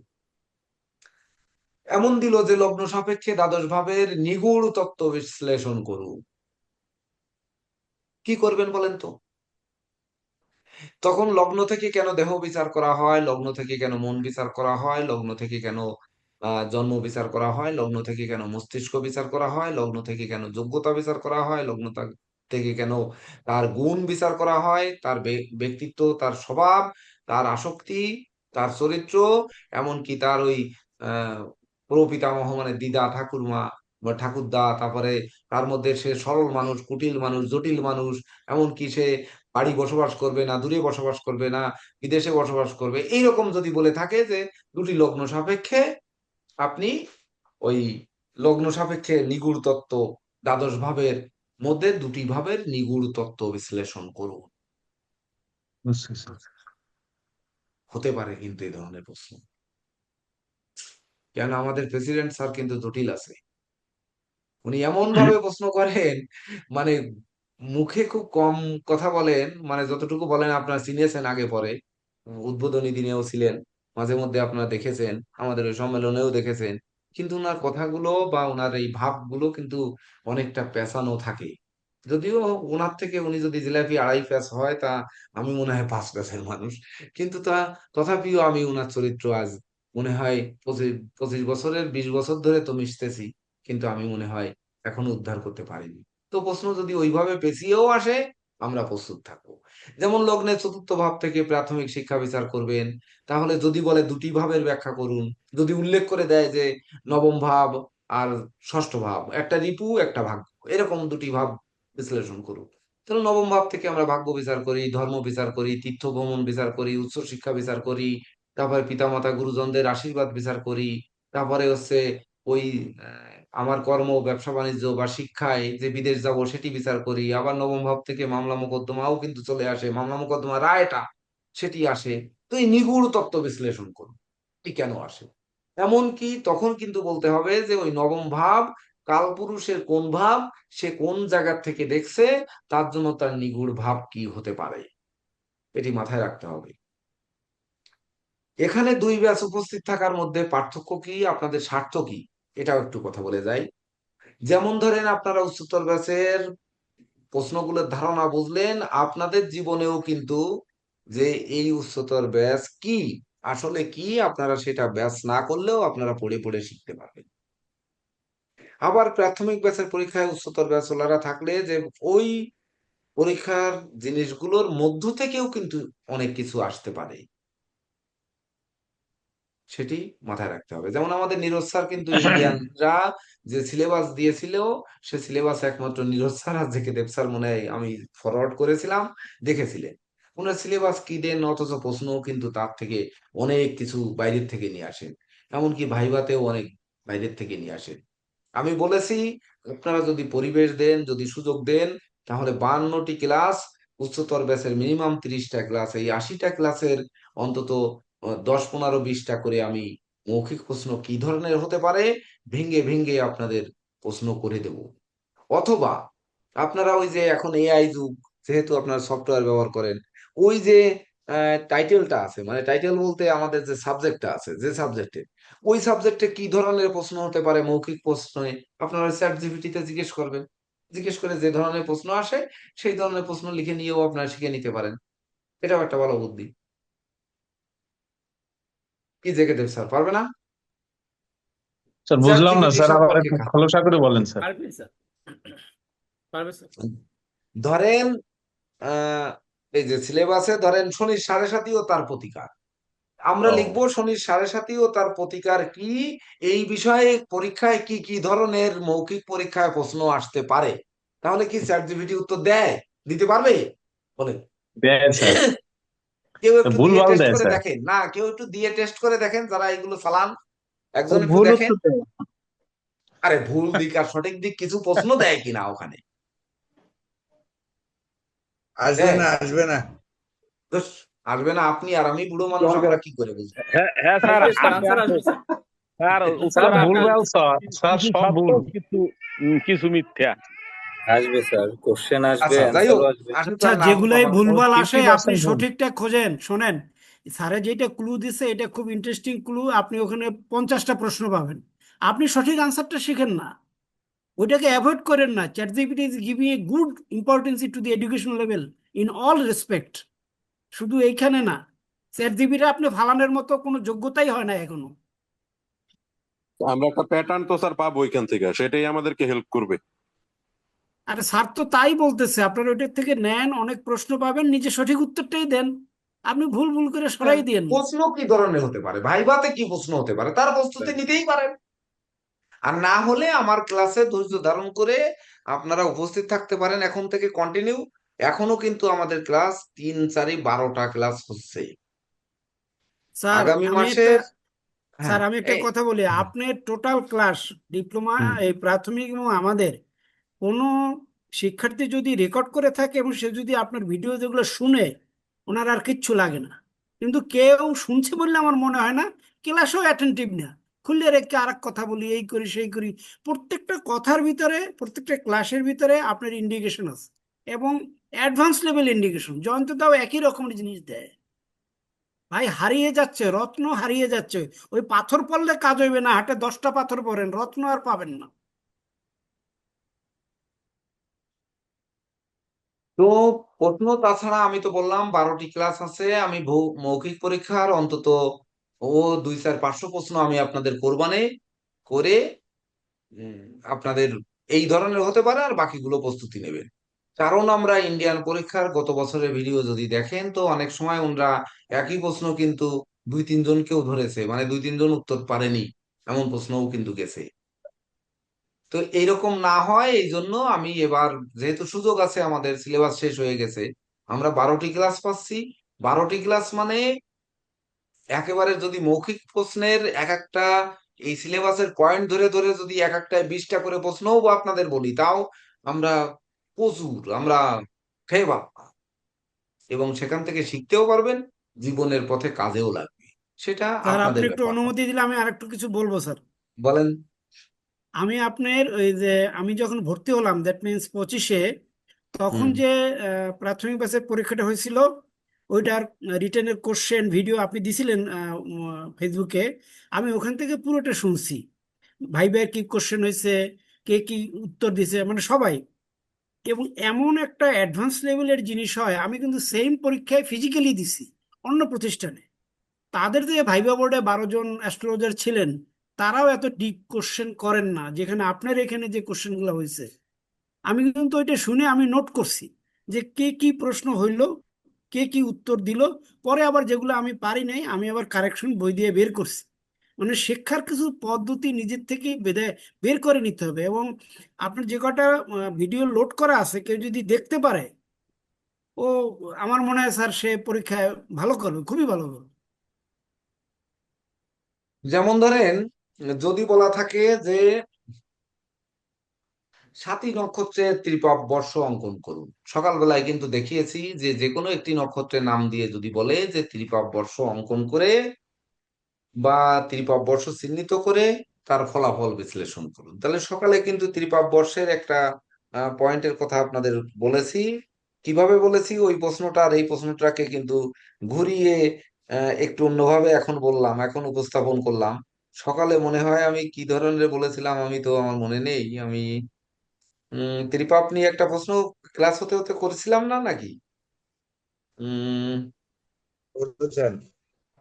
ত্রিপাপ করছিলেন স্যার। নিয়ে মানে ওই ত্রিপাপ বর্ষের ক্লাস হতে হতে বলেছিলাম যে ধরেন ত্রিপাপে 3টি পাপ থাকলে কি হয়, এই ধরনের প্রশ্ন যদি উচ্চতর ব্যাচে যদি হয়ে বসে যে একটি নক্ষত্রের ত্রিপাপ বর্ষ অঙ্কন করুন, তাহলে সেই নক্ষত্র সংখ্যা অনুযায়ী আপনাদের ওই যে পেজগুলো দিয়েছি ও পেজগুলো আপনারা দেখে বসাতে পারবেন, কিন্তু ফলাদেশটা কিন্তু আপনাদেরকেই দিতে হবে। এটি কিন্তু মাথায় রাখবেন, ত্রিপাপ বর্ষ ওই নক্ষত্র অনুযায়ী বসাতে হবে, কিন্তু তার ফলাদেশটা কিন্তু চার্ট অনুযায়ী উচ্চতর ব্যাসে অবশ্যই চার্ট না দিয়ে নিশ্চয়ই বা নক্ষত্র উল্লেখ না করে দেবে না যে ওই চার্ট অনুযায়ী তার ত্রিপাপ বর্ষ কি হবে। যে কোনো দুটি ত্রিপাপ বর্ষের ফলাদেশ বর্ণনা করুন, এমন কিন্তু আসতেই পারে প্রশ্ন। যদি প্রেসিডেন্ট স্যারের ওখানে উনি না থেকে আমি থাকতাম, তাহলে প্রশ্ন কিভাবে করতাম দেখতেন যে প্রশ্ন বুঝতেই বুঝতেই আপনাদের ইয়ে হয়ে যেত। তাও প্রেসিডেন্ট স্যারও ভালো প্রশ্ন করেন, যেহেতু অতীতে করেছেন, সেই প্রশ্নগুলো দেখলে আপনারা বুঝবেন। আচ্ছা, যাই হোক, তারপরে আসি আপনাদের সান্নালী চক্র, নবতারা চক্র, এগুলো কিন্তু শেখানো হয়েছে। এগুলো অঙ্কন পূর্বক ফলাফল বিশ্লেষণ করুন। তাহলে সান্নালী চক্র, নবতারা চক্র এগুলো আপনারা জানেন। এগুলো টকাটক অঙ্কন করে একটা ক্রস চিহ্ন দিয়ে অমনি সান্নালী চক্র এঁকে ফেলা যায়। আহ, সান্নালী চক্র, এই আগে আমরা একটা ক্রস দেব, তারপরে এই দেব, এই, আর এই, এর আগে এই, বক্সটা এখানে একটু ইজি। ওই তো যাই হোক, এই তো হয়ে গেল, মানে এইটা এখানে মিশে যাবে আর এটাও এখানে মিশে যাবে, এই জি স্যার। হয়ে গেছে না সান্নালী চক্র। হ্যাঁ স্যার। তো এই অনুযায়ী অঙ্কন করে নবতারা চক্র তো আপনারা পরপর ওই 9টা জন্ম সম্পদ খেম প্রত্যরিক সাধক বদ মিত্র অতিমিত্র এই অনুযায়ী আপনার নক্ষত্রের সংখ্যা অনুযায়ী বসায় গেলে কিন্তু সহজ। যেমন জ্যোতিষশাস্ত্রের 9টা রত্ন, আজকে যেমন রত্নের ক্লাস হলো, যদি রত্ন পাথরে একটা প্রশ্ন দেয়, যেহেতু উচ্চতর ব্যাস আপনাদের প্রফেশনাল ব্যাস, তাহলে আপনার রত্ন কেমন কি করছেন, রত্ন কি বেচছেন, রত্ন বিষয়ে কি জানেন, প্রতিকার কি দেন, এটা একটু যাচাই করার দরকার। যেহেতু সম্রাট উপাধি দিচ্ছে, তাহলে এটা যদি যাচাই করতে চায়, তাহলে রত্ন নিয়ে যদি একটা প্রশ্ন করে, কি প্রশ্ন করতে পারে? জ্যোতিষশাস্ত্রে তো 9টা রত্ন, এর মধ্যে দুটি রত্নের শুভাশুভ দিক বিশ্লেষণ করুন, বা দুটি রত্নের উপাদানগুলো কি কি আছে এগুলো বিশ্লেষণ করুন। হতে পারে না এই ধরনের রত্ন নিয়ে একটা প্রশ্ন করা যেতে পারে না? ওই রত্নে কি উপাদান থাকে, যেমন পোখরাজে কি উপাদান থাকে, আর ধরেন ক্যাটসাইতে ওর কি উপাদান থাকে, বা মুক্তায় কিসের উপাদান থাকে, এমন প্রশ্ন যদি হয়ে বসে, আমাদের প্রস্তুত থাকতে হবে। তাহলে রত্ন বিষয়ক একটা প্রশ্ন হতে পারে, স্বাস্থ্য বিষয়ক একটা হতে পারে, ওই কালপুরুষ বিষয়ক একটা হতে পারে, জন্মছক নিয়ে একটা হতে পারে, জোটক নিয়ে একটা হতে পারে, সাড়ে সাতি নিয়ে একটা হতে পারে, এমনকি ওই মাঙ্গলিক নিয়ে একটা হতে পারে। এই ধরনের প্রশ্ন পঞ্চাঙ্গ নিয়ে হতে পারে, চিকিৎসা মেডিকেল অ্যাস্ট্রোলজি নিয়ে হতে পারে।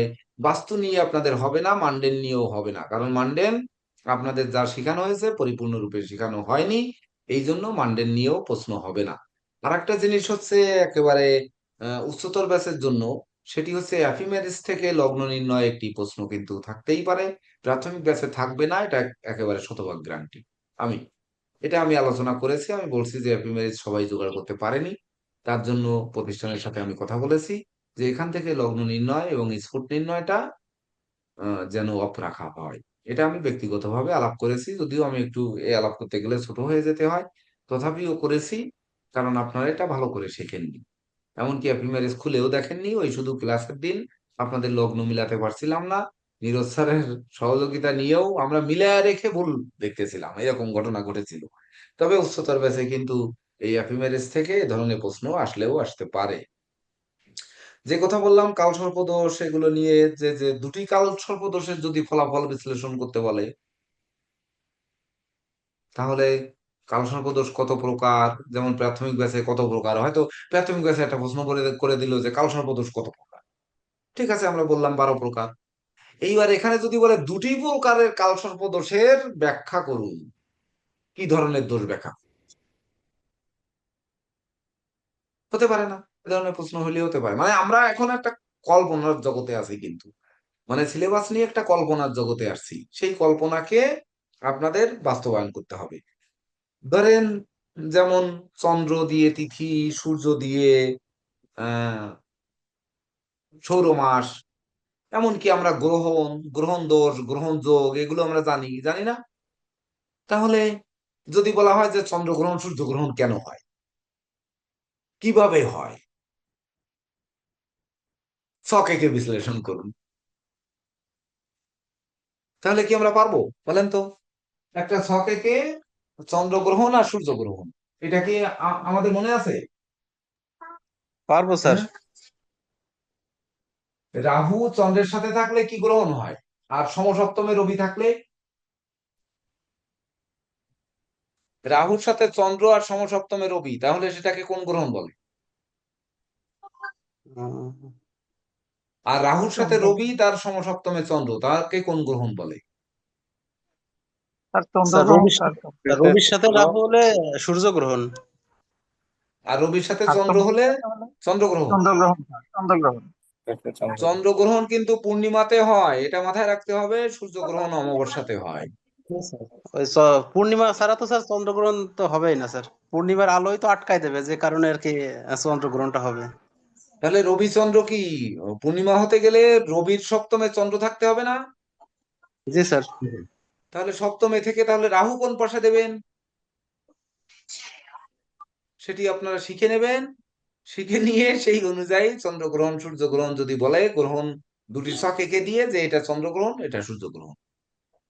এভাবে আঁকবেন না, কিন্তু এটা কিন্তু ওই ভূগোলে রাখা আঁকবেন না, যে ভূগোলে রাখা এই আর এই পাশে সূর্য, এই পাশে চন্দ্র, বা এইখানে পৃথিবী, চন্দ্র দিয়ে, এই পৃথিবী দিয়ে, এই ভূগোল আঁকা আঁকবেন না কিন্তু। ছক আঁকা, এটা জ্যোতিষ। ছক আঁকা একে দেখায় দিতে হবে, বুঝলেন? ভূগোলের গ্রহণ আঁকালে কিন্তু হবে না, সেটা মাথায় রেখে রাখবেন। গেল এটা। ধরেন বলছি স্যার, রত্ন উপাদান বলতে কি, রত্ন কি কি দিয়ে তৈরি সেটা, নাকি রত্নের মধ্যে কি কি তৈরি গুণ হয় আছে? নাকি, খনিতে রত্নে কি উপাদান থাকে, খনিজ রত্নে কি উপাদান থাকে সেটি। রত্নে ক্যালসিয়াম, ম্যাগনেসিয়াম, ম্যাগনেট, বায়ান ত্যান ইত্যাদি ইত্যাদি বহু রকম কিছু থাকে, বলেন দাদা, সমস্যা নাই। বুঝতে পারছেন?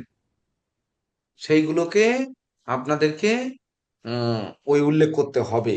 মানে যদি ওই ধরনের প্রশ্ন আসে তাহলে উল্লেখ করবেন, তাহলে হয়তো আমার মানটা একটু বাঁচবে, এই জন্য বলতেছি। আসলে আপনারা যা লিখবেন সবাই তো পাস করবেন, কিন্তু কথা হচ্ছে আমার দিকে একটু তাকিয়ে আপনারা একটু খেটে খুঁটে লিখবেন আর কি, এটা হচ্ছে আমার চাওয়া পাওয়া আর কি। যেমন ধরেন আপনারা ওই যে শুভ দিনের একটি ক্লাস, না ক্লাস হয়নি, কারণ ওই ওই যে প্রাথমিক ব্যাচের ঢলক ক্লাস, মানে আমাদের ওই যে কি ওই উম, এবারের ভর্তির জন্য প্রথম যে ক্লাসটা আমরা দিয়েছিলাম, কি ওরে এক্সট্রা ক্লাস, যেটা free class, demo demo class. Class. ওই ডেমো ক্লাসে যেমন ডেমো ক্লাসের দ্বিতীয়টা না প্রথমটায় আমি আলোচনা করেছিলাম যে আপনারা কি কখনো এই যে ইয়ে উম, অথকালা শুদ্ধি, অথকালা শুদ্ধি কখনো দেখেছেন? বা আজ পর্যন্ত আপনারা অথকালা শুদ্ধির ব্যবহার কখনো করে দেখেছেন? করেননি, কোনোদিন করেননি। তো এই অথকালা শুদ্ধি নিয়ে একটি আলোচনা কিন্তু আমি করেছিলাম, এমনকি আপনাদের ক্লাসেও মনে হয় এটি নিয়ে একটা আলোচনা করেছিলাম, নাকি নাকি কিসে করেছিলাম আমার মনে নেই। যেমন 16 নম্বর পৃষ্ঠা যদি বের করে দেখেন, পঞ্জিকার 16 পৃষ্ঠা, অথকালা শুদ্ধি, এখানে একটু পড়ে আসুন যে এই বৎসর 31শে জ্যৈষ্ঠ, উম, 10 দণ্ড 23 পল 28 বিপল, সকাল 9টা 33 মিনিট 3 সেকেন্ড পর্যন্ত, পুনরায় 15ই আষাঢ়, ঘন্টায় বলি 3টা বিকাল 3টা 14 মিনিট 36 সেকেন্ড সময় হতে, আবার 10ই ভাদ্র সকাল 8টা 21 মিনিট 32 সেকেন্ড সময় পর্যন্ত, পুনরায় 13ই আশ্বিন 11টা 12 মিনিট 13 সেকেন্ড সময় হইতে, পয়লা অগ্রহায়ণ দুপুর 2টা 59 মিনিট 28 সেকেন্ড পর্যন্ত অশুদ্ধ কাল। যথাসম্ভব গুরুর শত্রু, শত্রু হবে শুক্র গৃহে হয়ে গেছে, শত্রু গৃহে মিথুনে অবস্থান, মলমাস, গুরু ও শুক্রের বার্ধক্যস্তদয় ও বাল্যাত্বর জন্য তন্মধ্যে গুরুর অতিচার গতি দ্বারা রাসান্তর গমন জন্য অশুদ্ধ কাল, সৌর ভাদ্র মাসের অকাল ব্যবস্থা পূর্ব পূর্ব বৎসরের ন্যায় হইবে, ইহা ছাড়া অবশিষ্ট দিনগুলো শুদ্ধ কাল। তাহলে এইবার বিয়ের দিন দেবেন, শান্তি সস্তায়নের দিন দেবেন, অমুক শুভ কর্মের দিন দেবেন, অমুক পূজার দিন দেবেন। এইবার অশুদ্ধ কাল যেটা যেটা রয়েছে, অশুদ্ধ কালের মধ্যে আপনি শুদ্ধ কর্ম হবে কেমনে? যেমন ওই গঙ্গাং স্থিতি তৎফলঞ্চ, গঙ্গায় আং স্থিতি তৎফলঞ্চ নামে একটা পেজ থাকে। আমাদের চক্রবর্তী প্রসেনজিৎ বাবু কথা বলে না, তার আমি কি করব? সে ব্রাহ্মণ মানুষ, পূজা পার্বণ করে বেড়ায়, কিন্তু এসব ব্যাপারে সে মুখ খোলে না। এগুলো তাদের কাজ।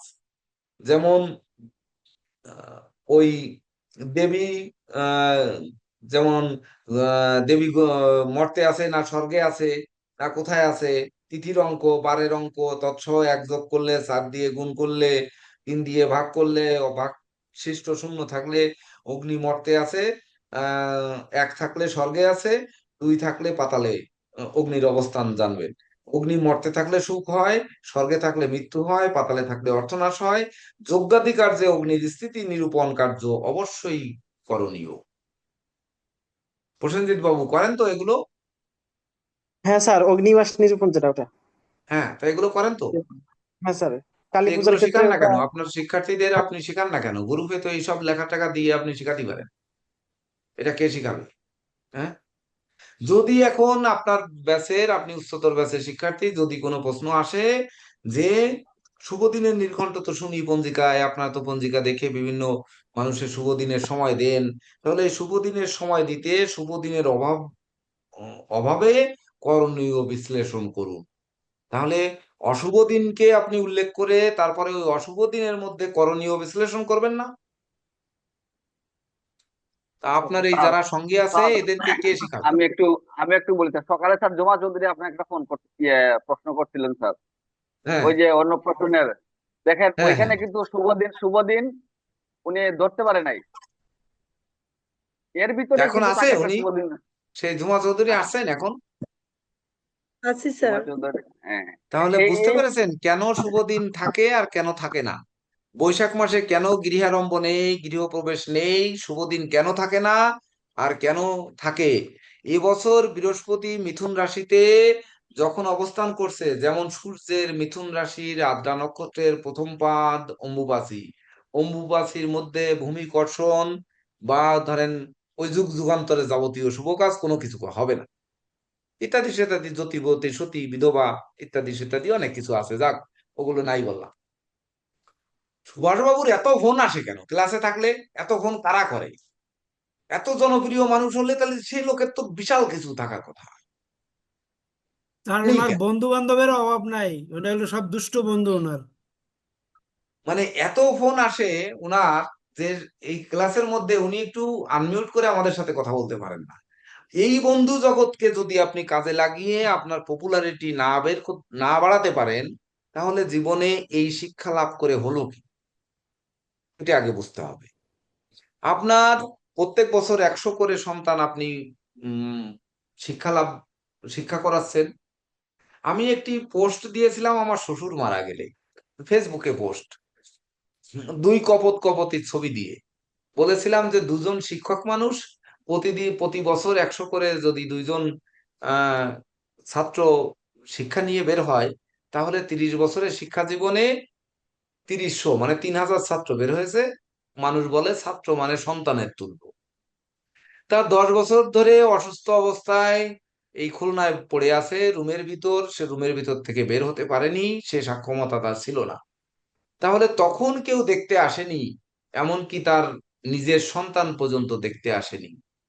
তাহলে এখন মারা যাওয়ার পরে এত দরদি কারা, যারা এখন আসছে, এখন লাশ নিয়ে যাবে, এখনই নিয়ে যে না পোড়ালে হবে না, তার শ্রাদ্ধে গ্রাম শুদ্ধ না খাওয়ালে একঘরে করে রাখবে, তার জমি জমা ভোগ করতে দেবে না, ইত্যাদি ইত্যাদি হুঙ্কার দিতে কারা আসছে?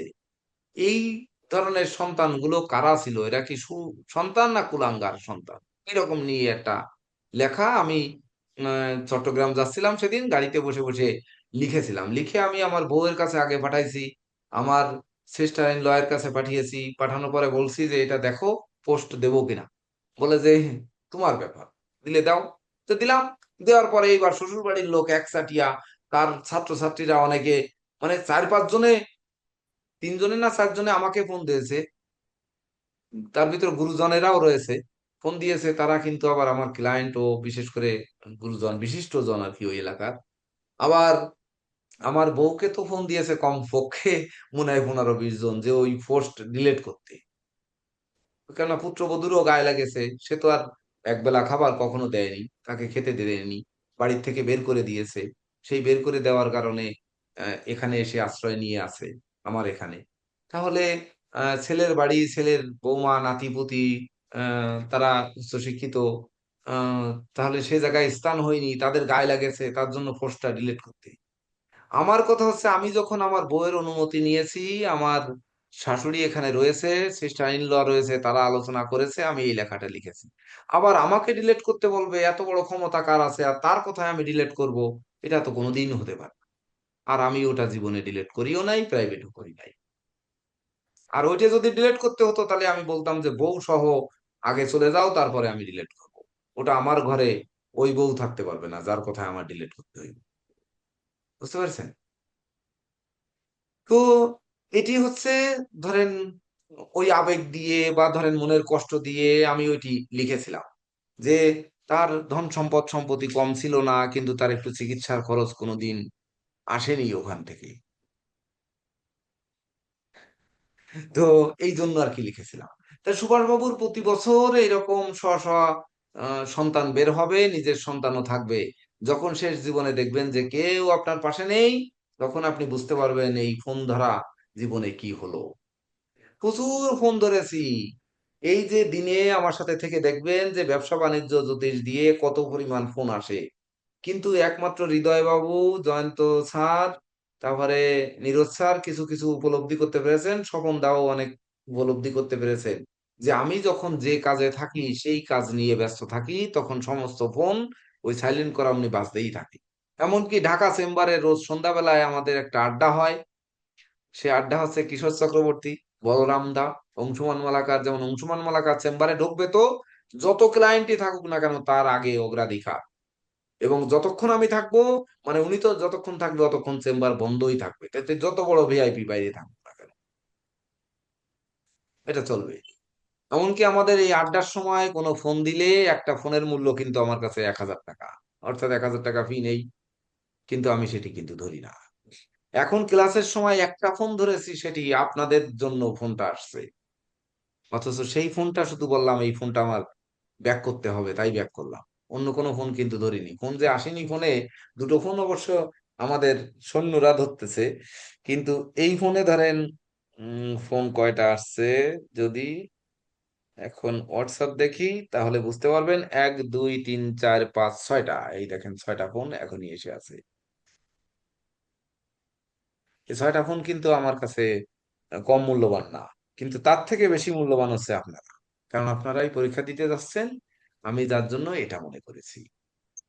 কিন্তু সুভাষবাবু ওই দিন বুঝতে পারবেন যে জীবনে আসলে যা কিছু করলাম সবকিছু মিছে, শুধু আমার জন্য যেটি ভাবলাম সেটি শুধু আমার পিছে, আর সব উড়িয়ে চলে যাবে। যাই হোক, তো যদি শুভ দিন নিয়ে কোনো প্রশ্ন এসে থাকে, যদি আপনাদের শুভ দিনের অভাবে করণীয় কি, তাহলে একটু মন দিয়ে বিশ্লেষণ করেন, তখন কিন্তু ওই যে আহ অথকালা শুদ্ধি একটু দেখে, যেহেতু এটি ওই গ্রহদের অবস্থানের কারণে দিন শুভ আর অশুভ হয়। যেমন গ্রহণ দোষ, গ্রহণের কারণে এটা গ্রহ নিয়ে হচ্ছে।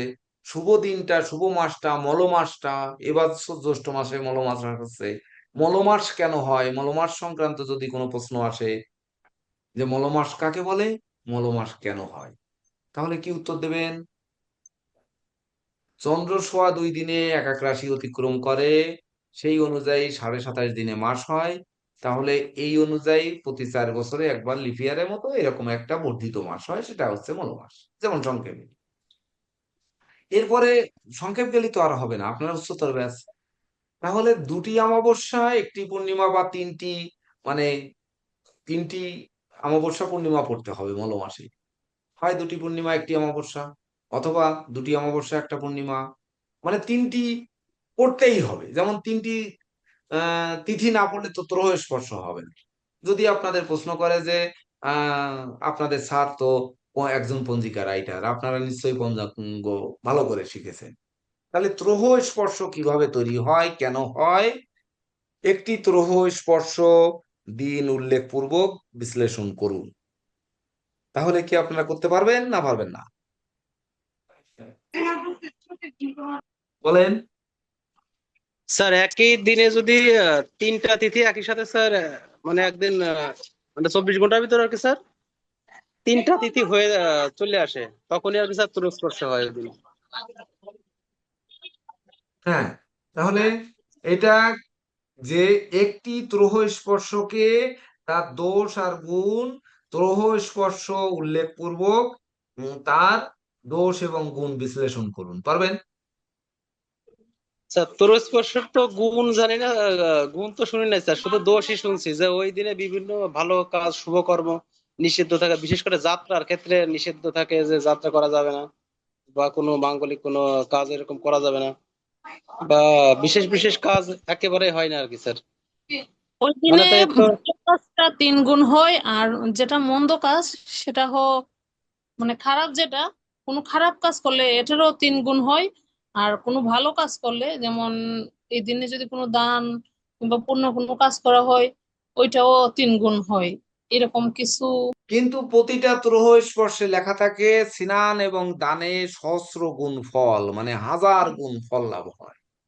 মানে স্নানে যেমন মানুষ পবিত্র হয়, আর দান করলে যেমন তার ওই 1 টাকা দান করলে, আবুল হোসেন সাহেবের কে উদ্দেশ্য করে একটু বলি, যেমন আমরা অনেক ভিক্ষুককে বলতে শুনেছি যে 1 টাকা দান করলে 70 টাকা পাইবেন ভাই, ওয়াজে শুনেছি আমি। এটা সঠিক কিনা জানি না। তো এই যেমন দান, আমরা বিভিন্ন স্যার এটা গ্রহের সঠিক দান। মানে কি, যে স্রষ্টা বর্ধিতাংশে দেয় আর কি, এটার হ্যাঁ, বুঝ আর কি। এইটা জ্যোতিষশাস্ত্রে কিন্তু রয়েছে। বৃহস্পতির দান স্বর্ণ, যেমন ইসের দান রবির দান তাম্র। তাহলে বিপ্রকে দান করুন, গোদান করুন, গোদান তুল্য ফল লাভ হবে। মানে এই দিনে দান করলে গোদান তুল্য ফল লাভ হবে। তাহলে ওই যে বিভিন্ন দিনের শেষে লেখা থাকে যে এই দান, তাহলে স্নান এবং দানে সহস্র গুণ ফল লাভ হবে। তাহলে এই ত্রহ স্পর্শের দিনে লেখা থাকে। যদি এমন কোনো প্রশ্ন করে বসে, তাহলে সে প্রশ্নের জন্য আমরা প্রস্তুত আছি কিনা। তার আগে একটা কি বললাম, ত্রহ স্পর্শ বলার আগে কি যেন একটা বিষয় বললাম। স্যার একটা কথা এখানে বলে দিই স্যার, মানে হ্যাঁ। আমাদের সনাতন অ্যাস্ট্রোলজিক্যাল কোচিং সেন্টারে যারা আমরা আছি স্যার, হুম। আমরা জ্যোতিষ হিসেবে কেউ দান গ্রহণ করব না। মানে এই জিনিসটা আমি অনুরোধ রাখলাম আর কি, আপনাদের শ্রীচরণে এই অনুরোধটা রাখলাম। এজ এ অ্যাস্ট্রোলজার কোনো দান গ্রহণ করেন না, যে কাউকে বললেন শনি সাড়ে সাথী চলছে, 2.5 লিটার সরিষার তেল দিয়ে দিবেন, দান করুন। আর কাকে দান করব, যে আমাকে দিয়ে দিয়ে যান, ওই রকমটা মানসিকতা রাখেন না আর কি। স্যার তো বলছেন অলরেডি যে হচ্ছে মানে ক্লায়েন্টের শুদ্ধিকরণ আমরা করব। তো আমরা হচ্ছে শুদ্ধিকরণ করতে যে ওই নিজের যেন লুপি না হয়ে যায় আর কি, 2.5 লিটার সরিষার তেল যেন আমরা না নিয়ে নিই আর কি। বা যে মাসকালাই দান করার কথা বললাম, তো মাসকালাইটা আমাকে দিয়ে দিয়েন, বা এরকম যা যা দান আছে। আবার হচ্ছে মাঙ্গলিক দোষ সারানোর জন্য হচ্ছে স্বর্ণের ছাগল বানাই দিতে হইব, সেই ছাগলের সাথে বিয়ে করে তৈব, এই ছাগল আমি নিয়ে নেব। মানে হচ্ছে এই কি বলে ওই জ্যোতিষের প্রতিনিধি হিসেবে, যেহেতু আমি জ্যোতিষ শাস্ত্রী, এই ধরনের মানসিকতা যেন আমরা না থাকে। আর উনি তো এগুলো দান আমাদের করে। আগের যে বেস আছে স্যার, এই বেসে একটা শিক্ষা দিছিলেন আপনি স্যার, যে হচ্ছে আমার হচ্ছে আমি জ্যোতিষী, আমার বন্ধু বান্ধব সব জ্যোতিষী, আমার ডাইনে জ্যোতিষ বামে জ্যোতিষ, সবাই হচ্ছে জ্যোতিষ, আমার সহধর্মীয় জ্যোতিষ, সন্তানরাও জ্যোতিষ। এখন হয়তো পরিপূর্ণ নাই, কিন্তু কম বেশি তারা সবাই জ্যোতিষ জানে বুঝে। আর আমার উঠা বসাটা যদি এই লেভেলে আমি করতে পারি, তাহলে এটা আমার জন্য মানে এজ এ অ্যাস্ট্রোলজার পেশাগত ভাবে অ্যাস্ট্রোলজি প্র্যাকটিস করতে গিয়ে এটা আমার জন্য খুবই হচ্ছে ভালো হবে। এটা আমি দেখলাম স্যার আপনার এই বিষয়টা মানে অত্যন্ত ফলপ্রসূ হয়েছে স্যার, তো আমি আমার জীবনে ফলো করে দেখছি স্যার, যেটা খুবই ফলপ্রসূ স্যার। তো এই বিষয়টা আমি শেয়ার করতে পারলাম স্যার। আর আরেকটা বিষয় প্রশ্নের ক্ষেত্রে স্যার আমি 2টা বিষয় তুলে ধরি স্যার, যদি অনুমতি দেন স্যার। হ্যাঁ, বলেন। যেমন রাহু তো যেভাবে তাকে সেই ভাবটাকে বাড়ায় দেয়। এখন সপ্তমে কারো রাহু আছে, তো সপ্তমে রাহু আছে জীবন সাথীর যে জায়গা, অপর পক্ষের যে জায়গা, সেই জায়গাতে রাহু হচ্ছে মুভ করে দিল, মানে ইয়ে বাড়াই বাড়াই দিল, মানে এটা অতি করে দিল। আবার লগ্নে কেতু বসে আছে, তো কেতু হচ্ছে ডিটাচমেন্ট করে। And রাহু হচ্ছে অ্যাটাচমেন্ট করলো সপ্তমে আর কেতু ডিটাচমেন্ট করলো লগ্নে। তাইলে এখন ঘটনাটা কি ঘটবে ব্যক্তির জীবনে যদি এরকম কোনো প্রশ্ন আসে যে লগ্নে কেতু আর সপ্তমে রাহু, এখন মানে তার কি হবে? রাহু বলছে বিয়া তোমার 4টা করাইমু, আর কেতু বলছে আমি একটাও করবো না, ডিটাচমেন্ট দেবে। তো এই জায়গায় হচ্ছে কি হবে, এইরকম একটা প্রশ্ন আমি রাখলাম। আবার একটা বিষয় হচ্ছে শুক্র সপ্তমে আছে।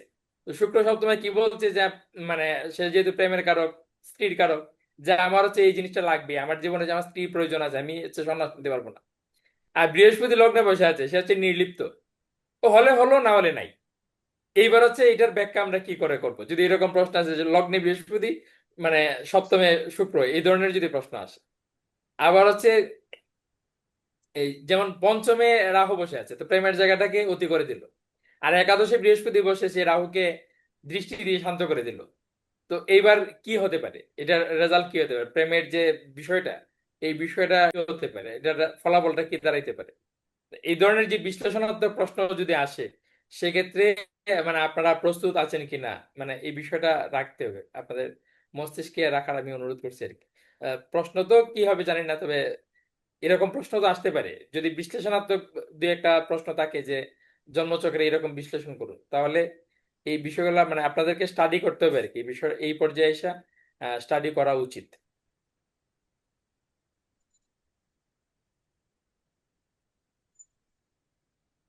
জয়ন্ত স্যারের কথাগুলো বুঝতে পারছেন কিনা?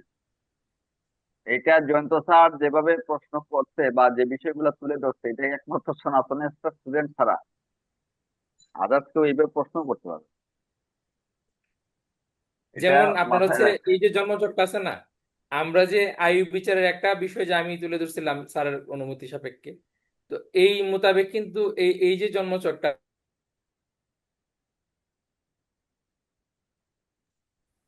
হবে। এখন তার আয়ু বৃদ্ধি ঘটছে কিনা, তার হচ্ছে অল্পায়ু যুগই আছে, কিন্তু এই অল্পায়ু যুগ যে তার আছে, এই অল্পায়ু যুগের এই ব্যক্তির আয়ু বৃদ্ধি ঘটলো কিনা, যদি ঘটে থাকে তাহলে কিভাবে ঘটছে, এই জন্মচক্রেই দেওয়া হইলো যে এই জন্মচক্রে ব্যক্তির আয়ুটা কোন আয়ু আছে, অল্পায়ু নাকি মধ্যায়ু নাকি দীর্ঘায়ু। আচ্ছা, যদি অল্পায়ু যুগ থাকে তাহলে মানে আরেকটা প্রশ্ন হইতে পারে যে অল্পায়ু যুগ যদি থাকে তাহলে তার আয়ু বৃদ্ধি ঘটলো কিনা, বা কোন এই, বিষয়ের উপর ভিত্তি করে আমরা প্রশ্নটা করবো যে আয়ু বৃদ্ধি ঘটেছে। ঠিক আছে, তো এই বিষয়টা আমরা অনুধাবন করতে পারি কিনা, বা সবাই আমরা বুঝি কিনা যে এই জন্মচক্রে আয়ু বৃদ্ধি ঘটেছে এবং কেন ঘটেছে। হ্যাঁ, এটা একটু বলেন দেখি কিভাবে আয়ু বৃদ্ধি ঘটেছে না আয়ু কমেছে।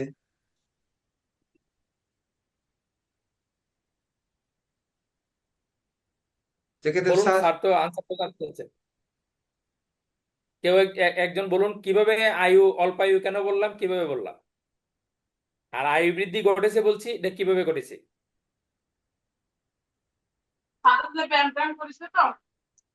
স্যার এটা অল্পায়ু বলার একটা এই দেখা যাচ্ছে স্যার, যেহেতু লগ্নপতি আপনার ষষ্ঠে আছে, তার মানে তো একটা ষষ্ঠ ভাব তো স্যার আমাদের রোগের জায়গাটা। এখন যে কারণে ও নিয়ে আসবে, এবং লগ্নে আছে কেতু, লগ্নে কেতু মানে তার বিভিন্ন ধরনের আহ, গুপ্ত রোগ ব্যাধি স্যার থাকতে পারে, এবং সেটা যে আমাদের কারণে আয়ুর আপনার ক্লাসে কি এই ধরনের কোনো কিছু শেখানো হয়েছে? আয়ু নির্ণয় ক্লাসে কি এই ধরনের কিছু শেখানো হয়েছে, স্যার নাকি অষ্টম পতি 6টা থেকে পদ্ধতি আয়ুর দেওয়া হয়েছিল? বিচার হবে, অষ্টম পতি থেকে আয়ুর বিচার হবে। অষ্টম পতি চর স্থির দ্বৈত তিনটে রাশির মধ্যে দেখতে লাগবে কোন রাশির মধ্যে আছে। চর রাশির মধ্যে হলে দীর্ঘ আয়ু, স্থির রাশিতে হলে অল্প আয়ু, আর দ্বৈত রাশিতে হলে মধ্য আয়ু হবে। আর তার সঙ্গে তো ফিরে আপনাকে একটা শনিদেবকেও না, দেখতে হবে তিনি আপনি তো তিনি কোন শিখাচ্ছেন, আমরা রাশিতে আনসার আছেন। জানতে চাচ্ছি। আমরা আনসারটা জানতে চাচ্ছি, পদ্ধতি তো জানেন, আনসারটা বলুন। এখন জন্মকুষ্টি এখন দেখে বলতে হবে যে এখন ওনার অষ্টম পতি কোন রাশিতে দেখুন আছে না, সেই হিসেবে দেখার বলা জন্য যাবে। কি আপনার বাড়িতে গিয়ে মানে আপনারা পরে প্র্যাকটিস করে দেখবেন নাকি? পরীক্ষার জন্য তো আপনার সর্বোচ্চ 2 মিনিট আপনার হচ্ছে আনসার জন্য সময় পাবেন। চন্দ্র সপ্তমে থাকার কারণে আয়ু হানি হয়েছে না স্যার? আমি বলছি পদ্ধতির কথা, আমরা তো পদ্ধতিগত ভাবে শিখাইছি আপনাদেরকে, 6টা স্টেপ দিছি, আয়ু বিচারের 6টা স্টেপ আছে। তো আপনারা এই এই কোনো প্র্যাকটিস করেন না, কোনো প্র্যাকটিস করেন না, মানে পরবর্তীতে ক্লাসটা ভিডিও দেখেন না। যদি পরবর্তীতে ক্লাসটা অন্তত নোট করতেন, যে স্পেশাল নোট করি আমি যে কি শিখলাম, তাহলে অন্তত ভিডিও একটা পদ্ধতিটা যদি অন্তত ছাড়তে এক অন্তত সপ্তাহ দেরি হয় তাহলে সেটির জন্য বারবার কমেন্ট আসতে থাকে, ওই ওই ভিডিও পাইনি, একটা ক্লাসের ভিডিও পাইনি, তার জন্য কতজনে বলেছে যে ওই ভিডিও ওই ভিডিও ওই ভিডিও, সেই ভিডিও পেলাম না, কিন্তু ওই ভিডিও কয়জনে দেখেছে? স্যার আমার ভিডিও দিচ্ছি এখানে স্যার আমি করে স্যার। কয়জনে সিন করেন ভিডিওটা, কে কে সিন করেন এটা কি আমি দেখতে পাই না? কে কয় মিনিট টোটাল ওই ভিডিওটা কয় মিনিট চালান, মানে তাহলে কে কয় মিনিট শুনেছেন, ওইটার ওয়াচ টাইম দেখলে আমি বুঝি না যে এই ভিডিওটা কতজনে দেখতে পারে? একটা ভিডিও 3 ঘন্টা, তাহলে যদি 10 জন দেখে তাহলে 12 ঘন্টা ওয়াচ টাইম হবে না? তা আমার ওখানে ওয়াচ টাইম যদি থাকে 1 ঘন্টা মাত্র, আর সিন যদি থাকে 15 জনের, তাহলে আপনার কয় মিনিট দেখেছেন এটা আমি বুঝি না? বুঝি নাকি? ওই আইডিটার অ্যাডমিন আমি না? নাকি ওই যেটা আপনাদের সনাতন অ্যাস্ট্রো কোচিং, যে আইডিটায় আপনারা ওই ভিডিও গুলো দেখেন, ওটার কি অ্যাডমিন আমি না, নাকি অন্য কেউ? কি মনে হয়? আপনি স্যার অ্যাডমিন কি কি আমি দেখতে একটু পায় সেটা এই আপনারা ভিডিও জানেন না? লিসিং আমি নিয়ে একটু এত বলবো কথা স্যার। হয়েছে স্যার। এই ভিডিওটা আমি তো দিলাম স্যার গ্রুপে। এখন হচ্ছে এই গ্রুপে দেওয়ার পরে কয়জন, মনে হয় 7 জন বা 8 জনে এটা ডাউনলোড করছে।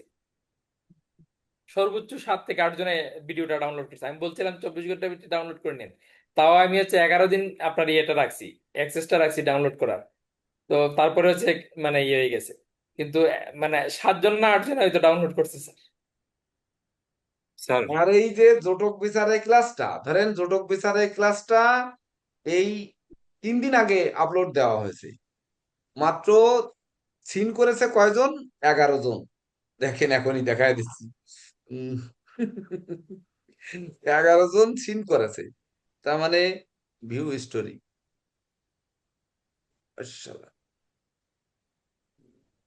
স্টোরি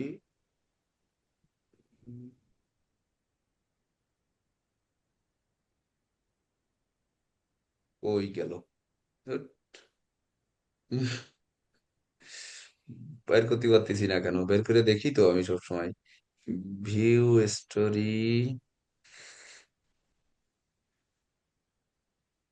ওই গেল, পাচ্ছি না, ধুৎ। কিসের ভিতর দিয়ে দেখতে হয় জানো? উম, ধুর।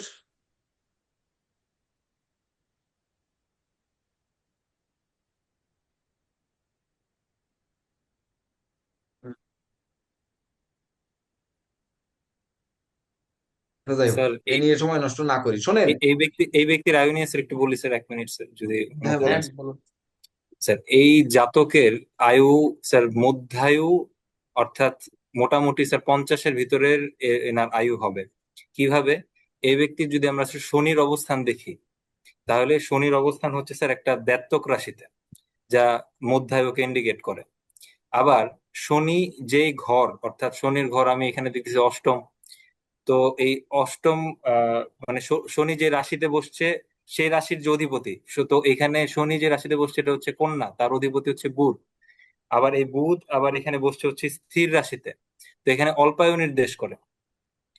তো আমি এখানে শনির অবস্থা বুধের অবস্থা দেখলাম। আবার আমি যখন দেখতেছি স্যার চন্দ্র এখানে কোথায় বসছে, তাহলে এটা বসছে স্থির দ্ব্যর্থক, সেটা আবার মধ্যায়ু নির্দেশ করতেছে। আবার এই চন্দ্র যেই ঘরের অধিপতি, অর্থাৎ এটা হচ্ছে কর্কট, অর্থাৎ এটা হচ্ছে চর স্থির দ্ব্যর্থক চর দাদা চর এটা ধনু, দাদা এটা ধনু, ধনুর ঘরে সর বসছে চন্দ্র।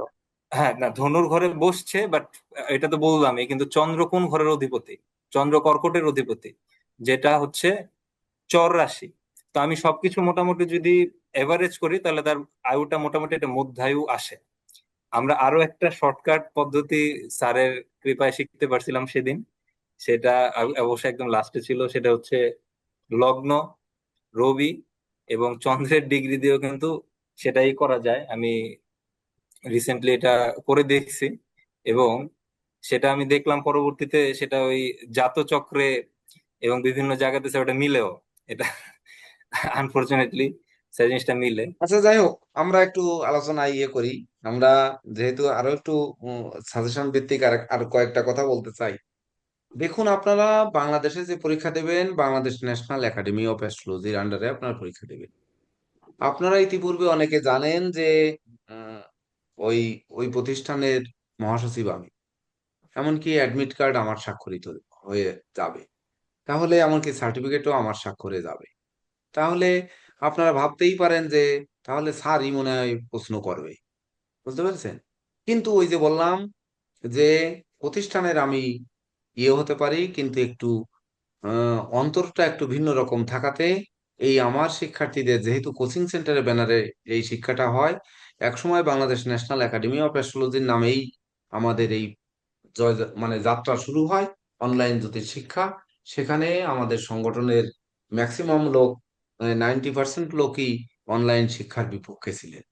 তখন একমাত্র আমিই বলেছিলাম যে অনলাইন শিক্ষা ব্যবস্থা চালু হবে যদি আপনার ব্যানার দেন তো দেবেন, মানে Bangladesh National Academy of astrology দিলে দেবেন, না দিলে আমার কোচিং সেন্টার নামে আরো 10 বছর আগে, 15 বছর আগে আমার বিজ্ঞাপন দেওয়া আছে, সেটা ধূপছায়া পত্রিকা পঞ্জিকা খুললে দেখতে পাবেন। তো সেই অনুযায়ী দেওয়া আছে, অর্থাৎ আমি কোচিং সেন্টার নামে চালাবো। তখন উনি বলছিলেন যে প্রতিষ্ঠান তোর, তুই কি করবি সেটা তোর ব্যাপার। তখন থেকে কিন্তু ওই অনলাইন শিক্ষা ব্যবস্থা চালু হয়। সেটি মনে হয় 2020 সালে, মনে হয় না 21 সালে, ওই প্রথম ব্যাচেই হচ্ছে অনলাইনে 21 নিরোজ সালে, স্যার, জেকে দেব স্যার আমরা 21। ছিলেন 21-এ। তো এই করোনার সময় বিশেষ করে ঘরে বসে কি করব, তাই আর কি এটি চালু করা হয়। তো এখানে এই প্রশ্নের ব্যাপারে, কিন্তু পরীক্ষার প্রশ্নের ব্যাপারে ইতিপূর্বে যদি আপনারা যারা দেখেছেন, যে আমাকে শুধু ওই মনের থেকে চায় না, আমার মন চায় না, কিন্তু আপনাদের সাথে না থাকলে হয় না, সেই অর্থে বলে যে হ্যাঁ, তুই একটা প্রশ্ন না করলে কেমন যেন হয়, তার জন্য ভাইভাতে হয়তো একটু ওই প্রশ্ন করি। প্রশ্ন কিন্তু উনি পরীক্ষার 1 ঘন্টা 2 ঘন্টা আগেই দিয়ে দেন, সেই অনুযায়ী প্রশ্ন আমি বোর্ডে লিখে দেওয়ার দায়িত্বটা শুধু পালন করি। খাতা আমি কখনো চোখ দিয়ে দেখিনি আজ পর্যন্ত। তো খাতা উনিই দেখেন, উনি দেখে তারপরে রেজাল্ট দেন, সেই অনুযায়ী রেজাল্ট হয়। তো আমি শুধু একটি ধারণা মাত্র দিতে পারি, যে আপনারা জানেন যে হ্যাঁ, আমি ওইখানের প্রতিষ্ঠানের সবকিছুই। তো আমি দেখা যাচ্ছে আপনাদের আবার এই যে ফি নিচ্ছি, প্রশ্ন হয়তো আমি করি, তাহলে সেটি সাজেশনটা সেই আকারে দিয়ে দিতে পারতাম কিনা। কিন্তু আসলে আমার হাতে কিন্তু এটি থাকে না।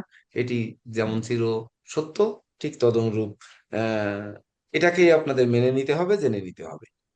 তো এখানে আরো একটু কথা বলতে বলতে আমাদের সময় শেষ পর্যায়ে, তো যেটা বলছিলাম, শুভ দিনের নির্ঘণ্ট ব্যাপারে যদি কোনো প্রশ্ন করে, যে সনাতন অ্যাস্ট্রোলজিক্যাল কোচিং সেন্টারের থেকে তো তোমরা শিক্ষা নিয়েছো, তাহলে শুভ দিনের অভাবে করণীয় কি?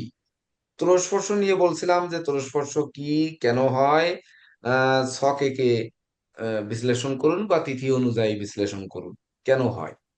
তাহলে একটি তিথি অন্তত আপনাদের পঞ্জিকার কত তারিখে রয়েছে, তিথির শুরুকাল শেষকাল, কেন এটি হয়েছে, এটি অন্তত আপনারা একটু মাথায় রাখেন। উম, বিশেষ করে একমাত্র বৃহস্পতি ব্যতি রেখে বাকি কোনো গ্রহ অতিচার গতিতে কখনো যায় না।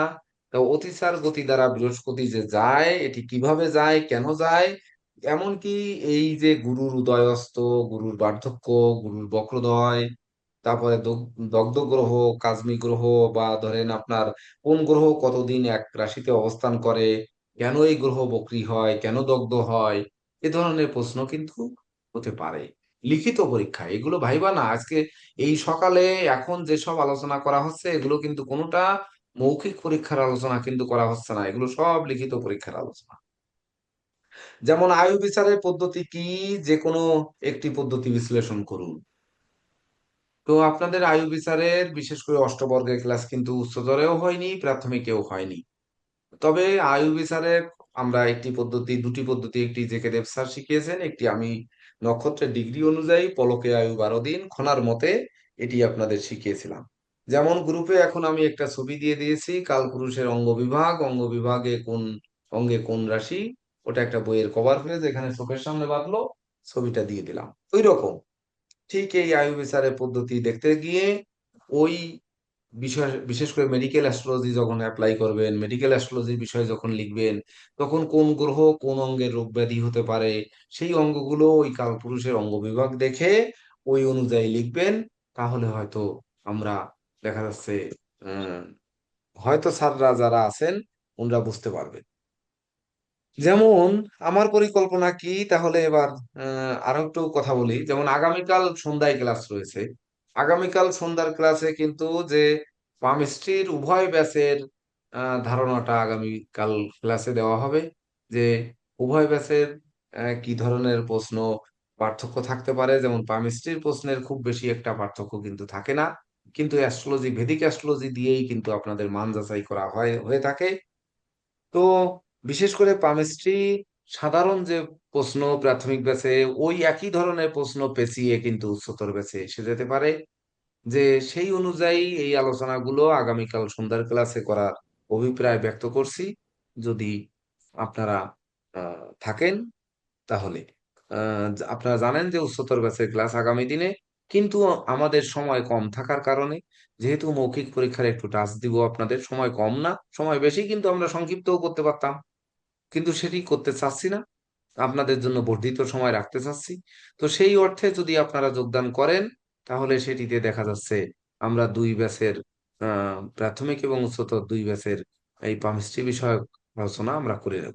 এর মধ্যে আবার যদি Indian College of Astrology and অ্যাস্ট্রোনমির কাছে আমি সাজেশন চেয়েছি যে পরীক্ষার প্রস্তুতিমূলক একটি সাজেশন দিতে, যদি সাজেশনটা দেয় তাহলে ওটির যে ভাষাগত ব্যাপার ওনাদের একটু থাকে, ওই ভাষাগত ব্যাপার নিয়েও কিন্তু আপনাদের 4টা সাবজেক্ট, মিনিমাম 2 দিন ক্লাস কিন্তু লাগবে 4টা সাবজেক্টের, সেগুলোও কিন্তু আলোচনা করতে হবে। অর্থাৎ সময় কিন্তু আছে মাত্র 4টা শুক্রবার সামনে, এরপরে কিন্তু আর নেই। জুন মাসের প্রথম শুক্র শনিবার আমি থাকবো না, তথাপিও আপনাদের বিশেষ করে ধারণা দেওয়ার জন্য যে কেদেব ছাত্র রয়েছেন এই ক্লাস নেওয়ার জন্য, এমনকি এখন থেকে শেষ পর্যন্ত, পরীক্ষার আগ পর্যন্ত, মানে জুনের দ্বিতীয় সপ্তাহ, যেহেতু 12 তারিখে আমাদের পরীক্ষা, তো দ্বিতীয় সপ্তাহের আগ পর্যন্ত সকল, মানে উভয় ব্যাচের সকল শিক্ষার্থীদের প্রত্যেক ক্লাসে অংশগ্রহণ করার অধিকার রয়েছে। এটি নোটিশও দিয়ে দিয়েছি, তাছাড়া আপনাদের এখন মুখেও বলে দিলাম। এখন করবেন কি করবেন না সেটা হচ্ছে আপনাদের ব্যাপার, কারণ আপনার সার্টিফিকেট সবাই পাবেন, কেউ তো আর ফেল করবে না মনে হয় একাডেমিক এইসব পরীক্ষায়। ফেল আজ পর্যন্ত কেউ করেনি, হয়তো করবে না, কিন্তু সেই সব ছাত্রদের কাছে যেহেতু পরীক্ষাটা সোশ্যাল মিডিয়ায় প্রকাশিত হবে, এমনকি লাইভ ফোরকাস্ট হবে, ইতিপূর্বেও হয়েছে যে রেকর্ডিং করে পরে কেটে সেটে দিলাম, এটি কিন্তু হবে না। একেবারে ক্লাস, মানে পরীক্ষা শুরু হবে, লাইভ চালু হবে, পরীক্ষা শেষ হবে, লাইভ অফ হবে। তো সেই লাইভ ফোরকাস্ট হবে, সেই অনুযায়ী আপনাদের যার যার, যেহেতু ইলেকট্রিসিটির প্রবলেম, যার যার মোবাইলের পাওয়ার ব্যাংক, অন্তত একটা চার্জার লাইট, অথবা বড় মাপের একটা মোমবাতি, অথবা দেখা যাচ্ছে যে কোনো আলোর ব্যবস্থা, সামনের দিকে রাখার ব্যবস্থা, এগুলো আপনাদের নিজ দায়িত্বে করতে হবে। তো করে সেই অনুযায়ী পরীক্ষায় অংশগ্রহণ করতে হবে। আর কি, আমাদের নীরজ স্যার আজকে কোনো কিছু বলেনি ওনার না পরীক্ষার্থীদের স্যার, আমি নিয়ে। শুনতেছিলাম আসলে। আমার মনে হচ্ছে আপনি যেভাবে স্যার ধারণা দিচ্ছেন, তারা যদি বুঝতে পারেন যে এর ভিতরে রহস্য লুকিয়ে আছে বা এর ভিতরে অনেক কিছু লুকিয়ে আছে এবং এখান থেকে ক্যাচ করে নেন, তাহলে তারা আশা করি স্যার, আমি বিশ্বাস করি আমাদের মুখ উজ্জ্বল করতে পারবেন। আমি আরেকটা জিনিস আপনাদেরকে বলে রাখি, সেটা হচ্ছে যেটা এবারই ঘটতে যাচ্ছে, যেটা গুরুজি ইন্ডিয়ান স্যারদের কাছ থেকে সাজেশন আনার চেষ্টা করছেন। ইতিপূর্বে কিন্তু ওনারা আমাদেরকে কোনো সাজেশন দেন না, তারপরও আমাদের শিক্ষার্থীরা স্বতঃস্ফূর্তভাবে শিক্ষাতে অংশগ্রহণ করে সফলতার স্বাক্ষর রাখছেন এবং তারা প্রশংসিত হয়েছেন। তো আমি বলবো এই কথাটাই, ভাইভাতে যে বিষয়টা, আমার অভিজ্ঞতার আলোকে বলতেছি, একই প্রশ্ন একাধিকবার করা হয়, গুরুজি সেটা কিন্তু টাচ দিয়ে গেছেন। অতএব যিনি 1 নাম্বার থাকবেন আর যিনি এখন লাস্টে থাকবেন, সবাই প্রত্যেকটা প্রশ্ন মনোযোগ দিয়ে শুনবেন এবং ওই প্রশ্নের আনসার নিজের ভিতর সাথে সাথে তৈরি করে ফেলবেন। একজন পারলো না, কিন্তু আপনার কাছে যে প্রশ্নটা আসে আপনি যাতে পারেন, সেই প্রস্তুতিটা সাথে সাথে নিয়ে নিবেন। এটা একটা সুবর্ণ সুযোগ। যারা পরে ভাইবা দেন, প্রথম জন হয়তো জানেন না যে তাকে কি প্রশ্ন করা হবে, প্রশ্নের ধরন পাল্টে যায়। আহ, একটা স্ট্রাকচার, যারা পরে ভাইবা দেন তারা কিন্তু ভাইবা বোর্ডে যারা থাকেন তাদের প্রশ্নের স্ট্রাকচারটা বুঝে যান যে উনি কি ধরনের প্রশ্ন করেন। সেইভাবে তাৎক্ষণিক ভাবেই আপনি ভাইবা দিবেন, মানসিক প্রস্তুতি নেওয়ার এবং ইনডাইরেক্টলি প্রস্তুতি নেওয়ার আপনার যথেষ্ট সুযোগ আছে। তো সেই ক্ষেত্রে এই প্রস্তুতিটা নিয়ে রাখবেন, মিসিং যাতে না হয়। আপনার একজন সতীর্থ পারে নাই, কিন্তু আপনি পারছেন, এতে ওনারা কিন্তু হয়, উৎফুল্ল হয় যখন ভাইবা বোর্ডের একজন উৎফুল্ল হয় তখন কিন্তু আপনাকে আর জের বার করবে না, এটা মাথায় রাখবেন। ভাইবা এটা কিন্তু সিস্টেম। আমি নিজেও প্রাতিষ্ঠানিক ভাবে বিভিন্ন জায়গায় ভাইবা নিছি আমি। যখন একজন ভাইবার আপনি খুশি করতে পারবেন, সেখানে এমনিতেই সন্তুষ্ট হয়ে যাবে, ভিতর থেকে দেখবেন যে একটা মার্ক দিয়ে দিবে। তো সেই ক্ষেত্রে এই প্রস্তুতি গুলা নিয়ে নিবেন। প্রত্যেকটা সবার যে যারে প্রশ্ন করা হয় প্রত্যেকটা প্রশ্ন করবেন যে এই প্রশ্নটা আপনাকে করা হয়েছে, সাথে সাথে মানসিক প্রস্তুতি নিয়ে নেবেন যে এই প্রশ্নটা আমার কাছে আসলে যেন আমি পারি। এই বিষয়টা সবসময় তো মনে থাকবে না, এই জন্য আমি বলে দিলাম আর কি আগে থেকে, এটা আপনারা মাথায় রাখবেন। আর রোল নাম্বারের ব্যাপারে একটু ক্লিয়ার করে দেওয়ার দরকার, যে আপনাদের যে রোল নাম্বার আছে এই রোল নাম্বার কিন্তু থাকছে না। অর্থাৎ আমি দুটি প্রতিষ্ঠানেই কিন্তু বলেছি যে আমরা নামের লিস্ট দিয়ে দিব, রোল নাম্বার আপনারা আপনাদের মতো করে নেবেন। তা আপনাদের মতো করার ক্ষেত্রে যেমন আমাকে Indian College of Astrology and astronomy বলেছে যে আপনাদের কাগজ অনুযায়ী আমরা সেই অনুযায়ী রোল নাম্বার করে নেই, তাহলে আমি বললাম না, আমি এখানে একটু আপত্তি আছে। আপনাকে নামের লিস্ট সহ যখন দেওয়া হবে, দেওয়ার পরে আপনারা একটু লটারি করে রোল নাম্বারকে আপনারা করে নেবেন। কার আগে পড়বে কার পরে পড়বে এটা আপনাদের উপর ন্যস্ত থাকলো, সেই অনুযায়ী আপনারা করে নেবেন, এটি আমি বলেছি। আমাদের বাংলাদেশ ন্যাশনাল একাডেমি অফ অ্যাস্ট্রোলজিতেও আমি প্রেসিডেন্ট স্যারকে বলেছি যে আপনি 1 থেকে আমাদের যে 25 জন শিক্ষার্থী মানে পরীক্ষার্থী হবে, 25টা কাগজের টুকরোই 1 থেকে 25 পর্যন্ত লিখে আপনি এক কৌটার মধ্যে রেখে এক একটা করে উঠাবেন, তার নামটা 1 2 এভাবে আমাকে অ্যাডমিট কার্ড করার জন্য, অ্যাডমিট কার্ড আমিই তৈরি করব এখানে, কিন্তু আমাকে সিরিয়ালটা আপনাকেই দিতে হবে, এটি আমি দাবি রেখেছি। সেটি হয়তো কাল পরশুর মধ্যে এটা সমাধান করে নেব, ওনার কাছে শীট নাম পাঠিয়ে দিয়ে আমি এটা লটারি করে রোল নাম্বার করে নেব। ওই রোল নাম্বার অনুযায়ী কিন্তু পরীক্ষার রোল নাম্বার হবে। পরীক্ষার দিন প্রত্যেকে নামের পাশে সেই রোল নাম্বার ব্যবহার করতে হবে। অর্থাৎ পরীক্ষার যে সময় নামের পাশে সেই রোল নাম্বার, অর্থাৎ এই যে শিক্ষাকালীন রোল নাম্বার আর থাকছে না, এর জন্য আমি দুঃখিত। কেন থাকছে না? কারণ আপনারা পরীক্ষা দিচ্ছেন অন্য রেজিস্টার্ড প্রতিষ্ঠানে আর শিক্ষা নিয়েছেন একটা কোচিং সেন্টারে। তো কোচিং সেন্টারের রোল নাম্বার তারা মানবে কেন? এটাও তো একটা বিষয়, কেন মানবে? আর এখান থেকে আবার মাঝে মাঝে গ্যাপ গেছে, অনেকে ধরে গেছেন, অনেকে শুরু হয়েছে, তাহলে এটি তো আর রোল নাম্বার নেই আমাদের, তাহলে তানরা তো করবেন, অর্থাৎ রোল নাম্বারটা তানরাই ফেলবেন। তো রোল নাম্বারের সিরিয়াল অনুযায়ী যখন অ্যাডমিট কার্ড এসে যাবে তখন আপনারা বুঝতে পারবেন যে ভাইবা পরীক্ষায় কাকে আগে ডাকবে কাকে পরে ডাকবে। এটা কিন্তু সবারই উপস্থিত থাকতে হবে, উপস্থিতের মধ্যেই আমাদের এই ভিডিওর মধ্যেই রোল নাম্বার অনুযায়ী তারা ভাইবা পরীক্ষা নেবে। তো সেটি হচ্ছে আপনাদের যার আগে পড়বে সেটি, ওই নীরজ স্যার যেমন বললেন, প্রস্তুতি প্রথম জন তো আর প্রস্তুতি নিতে পারবে না যে কি ধরনের প্রশ্ন হচ্ছে, দ্বিতীয় জন থেকে পারবে। তো আপনাদের ভয় পাওয়ার কোনো কারণ নেই, যে বিষয় হচ্ছে যে প্রথম কে আছে, কাকে কি প্রশ্ন করলো, সেই যে প্রথম জন কি উত্তর দেব ভেবে চিন্তে বেশি যদি সাজুগুজু করতে যান, বেশি চিন্তা করেন, তাহলে কিন্তু ভাইবা খারাপ হয়ে যাবে। যে ওখানে যেহেতু আমি উপস্থিত থাকবো, আপনাদের নীরজ স্যার থাকবেন, জেকে দেব স্যার থাকবেন, তাহলে এমনকি আমাদের স্বপন কুমার চক্রবর্তী মহোদয় উনিও থাকবেন, তাহলে এই যে 4 জন লোক থাকবেন, আমরা তো 4 জন আছি, তাহলে আপনাদের ভয় পাওয়ার কারণ নেই। আর উচ্চতর ব্যাচে যারা যখন পরীক্ষা হবে, তখন আমাদের জেকে দেব স্যার, নীরজ স্যার ও স্বপন কুমার চক্রবর্তী মহোদয়ও কিন্তু পরীক্ষার্থী। তো এই সময় আমি তো আছি, আর আপনারা তো আগে পরীক্ষা দিয়েছেন এই প্রতিষ্ঠানে, ওই স্যারদের কাছেই তো পরীক্ষা দিয়েছেন, তাহলে আপনাদের ভয়ের কারণ কি? এটাও কিন্তু কোনো ভয়ের কোনো কারণ নেই। অর্থাৎ আমি ইন্ডিয়ান বাংলাদেশ সকল পরীক্ষায় থাকবো, কিন্তু ইন্ডিয়ান পরীক্ষায়ও আমার প্রশ্ন করার কোনো অধিকার নেই, ওই বাংলাদেশেও নেই। কিন্তু বাংলাদেশে অনেক সময় দেখা যাচ্ছে ওই একটু যেহেতু সোশ্যাল মিডিয়া প্রচার হয় আর বসে থেকে কতক্ষণ বসে থাকা যায়, তখন ওই দেখা গেল যদি প্রেসিডেন্ট স্যার বলেন, তখন দেখা গেল আমি হয়তো ওই মন চাইলে একটা প্রশ্ন করি, না চাইলে না।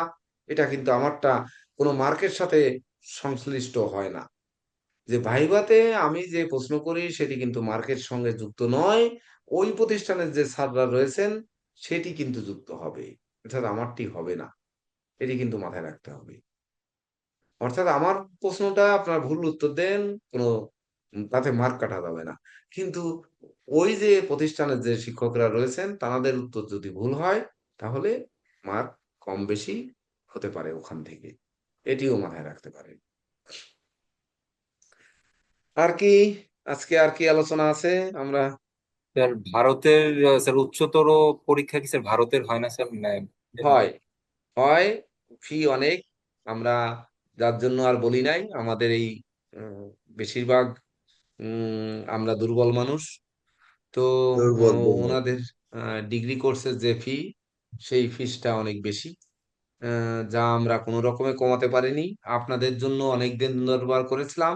আমি বলেছিলাম যে শিক্ষার্থীর সংখ্যা যদি মানে পরীক্ষার্থীর সংখ্যা যদি 20-র উপরে যেত, মানে 20-র উপরে গেলে একটু দিন দরবার করতাম। এরপরে যে 20-র উপরে ধরেন 22 জন হয়েছে, তাহলে আমি একটু দিন দরবার করতাম যে 20 জনে 5 কোটি 1 লাখ টাকা, আর 2 জনের হচ্ছে 10,000 টাকা, ওই 10,000 কিন্তু দিতে পারবো না। মানে ধরেন একটা বলার সুযোগ থাকতো, তাহলে কি হতো, 20 জনের 500 টাকা করে বাঁচলেও তো বাঁচতো। বা 3 জন হলে যদি একজনের মুক্ত করতে পারতাম, তাহলে সেই টাকাটা তো এনে আপনাদের ব্যাক দিতে পারতাম। কিন্তু সেই সুযোগ নেই, কারণ হচ্ছে আপনারা 20 পার হননি। আর আমি ওনাদের বলেছিলাম যে আমাদের পরীক্ষার্থী কমপক্ষে 25 জন ক্লাস হবে, 25 থেকে 30। তাহলে সে 25 থেকে 30 হয়নি, আমি সেই কথা রাখতে পারিনি। তাহলে 25 থেকে 30 যদি হতো, তাহলে দেখা যাচ্ছে আর একটা দিন দরবার করতাম, বলতাম যে 30 জন 25,000 টাকা করে হলে 3 25 কত হয়, 5,000 টাকা করে হলে 30 জন 3 5 15 1.5 লাখ টাকা। তখন আমরা মাথায় যে একটা বলতে পারতাম যে আমাদের হয়তো 20,000 কম নেন বা 25,000 কম নেন, একটা কিছু করা যেত, ধরতাম। মানে সেটা আর করতে পারিনি। আর ওনরা একেবারে অনড়। আমি এমনও কথা বলেছি যে আমাদের এই দুর্ভিক্ষের বাজারে আমাদের দেশের এই অবস্থা, দেশে অন্ন নেই, মানুষ খেতে পারছে না, মানুষ ফি দিতে পারছে না, এবছরটা একটু অন্তত কৃপা করুন। কিন্তু ওনরা তাতে কোনো রকমে রাজি হলেন না, বুঝলেন? তো আমার হাতে এটা নেই, তার জন্য আমি আসলে আপনাদের কাছে কাহানুবাক্যে ক্ষমা প্রার্থনা করছি যে অর্থের জন্য এই পরীক্ষার চাপ দেওয়া হচ্ছে, যেটা ভর্তির সময় আপনাদের কোনোদিন বলা হয়নি। আমরা শুধু বলেছি শিখাবো। কিন্তু এখন আপনারা ভালো শিখেছেন বা প্রতি ব্যাচের থেকে ভালো শেখেন আপনারা, সেই অর্থে যে আপনারা একটা একাডেমিক সার্টিফিকেট পেলে আপনারা একটু করতে পারবেন, এই জন্য আপনাদের কাছে প্রস্তাব দেওয়া। এবং সেই প্রস্তাবে আপনারা যে কয়জন পরীক্ষা দিতে চাচ্ছেন, তাই জোরপূর্বক কাউকে মনে হয় আমরা বলিনি যে আপনারা পরীক্ষা দেন, এমন কোনো কথা মনে হয় কখনো বলিনি কাউকে। আর আমি তো বলিনি। আর নীরজ স্যার এবার সবার সাথে যোগাযোগ করতেছেন, উনি বলেছেন কিনা জানি না। এই হচ্ছে বিষয়।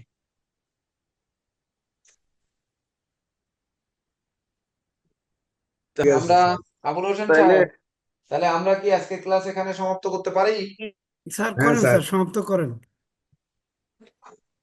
আমরা আগামীকাল তাহলে ক্লাস আপনাদের তো পরীক্ষা, 6টায় হবে না 7টায় স্যার আগামীকাল? এইটা তো একটা মারাত্মক ব্যাপার, 7টায় হলে তাহলে অত আলোচনা করব কোন সময়? না না, 6টায় স্যার করেন এটা স্যার, তো আমি 6টায় এখানে করেন, তো মানে নীরজদেরকে পরবর্তীতে বলতাম আমি যে 6টায় করা 6টায় হয়েছিল করার স্যার। জন্য। ছটাই তো করি স্যার। পরবর্তীতে নীরজ সিদ্ধান্ত স্যার, হয়েছিল স্যার 6টায়। স্যার আপনি পরবর্তীতে সিদ্ধান্ত এখন হয়েছিল থেকে 6টায়। পরীক্ষা পর্যন্ত যে ক্লাস আছে একটা নোটিশ দিয়ে দেন যে শনিবারে ক্লাস অবশ্যই 6টায়, মানে 6টায়, জি 7টা নেই। স্যার 6টায়। এটা তো 7টা শুধু সিদ্ধান্ত দেওয়া হয়েছিল স্যার হয়েছিল, একবার। শনিবারে ক্লাস 7টা দেওয়া হয়েছিল। জেকে দেব স্যার যে সপ্তাহে শুধুমাত্র জেকে দেব স্যার ক্লাস নেবেন, ওই সপ্তাহের জন্য 7টা করা হয়েছিল, যে কারণ উনি চেম্বার সেরে এসে পারেন না, এই জন্য। আমার ক্লাস কিন্তু আমি 7টায় নেইনি কোনোদিন, মেনে নিতে চাইনি। আমি এখনই লিখে দিচ্ছি, যারা উপস্থিত আছেন তারা তো জানলেন, তারপর আমি নোটিশ দিয়ে দিচ্ছি যে এখন থেকে প্রত্যেকটা ক্লাস স্যার সন্ধ্যা আর ক্লাস একটা 6টায় হবে। আরেকটা কোশ্চেন ছিল আপনার কাছে যে হ্যাঁ, পরীক্ষার সময় আমরা যে ক্লাস নোটগুলো নিছি এগুলো তো আমরা ব্যবহার করতে পারবো? কোনটা? পরীক্ষার সময় আমরা যে ক্লাস নোটগুলো নিছি আপনার ক্লাস থেকে, সেগুলো তো আমরা ব্যবহার করতে পারবো, মানে ওপেন বুক তো, হ্যাঁ, কেন নাকি পারবেন ক্লাস? না? ও সেইটাই বলছি স্যার, মানে ক্লাস নোট যেগুলো হ্যাঁ, আমরা রাখছি এগুলো আমরা ইউজ না করতে না না পারবো? স্যার, আপনি বুঝতে পারেন না যে না প্রশ্নটা। না, ও ওইটা উনি মানে ও- কোনো উনি কিছু আপনি ওপেন বুক। দেখতে পারবেন কিনা তাই? হ্যাঁ। না না না না না, না এই না, পারবেন না, এটা পারবেন না। কোন দেখা রকম দেখা একটা যাবে। পারবেন, আমি সকালে ক্লাসে বলেছিলাম যে আপনাদের দেয়ালের সামনে সুন্দর করে সাইনবোর্ড মারতে পারেন যে যত প্রকার সূত্র আছে, কিন্তু তাও কিন্তু তাকাতে লাগলে শিক্ষকরা বুঝতে পারবে যে না, তা আপনারা হয় তো না, পড়াচ্ছেন। বোঝাই হয় না। যাবে, তা হ্যাঁ, তো বোঝাই যাবে। এটা বোঝা যাবে। কারণ আমি যদি এখানে আমার দেয়ালে যদি লেখা সাজাই রাখি, তাহলে আমি তাকাতে লাগলে কিন্তু বুঝবেন আপনারা, না ধরেন এই অবশ্যই যে বুঝবেন। পঞ্জিকা ইউজ করার বিষয় আছে, এফএমএরিজ ইউজ করার বিষয় হ্যাঁ, আছে। যে এইসব জায়গাতেও অবশ্যই ব্যবহার করতে পারবে।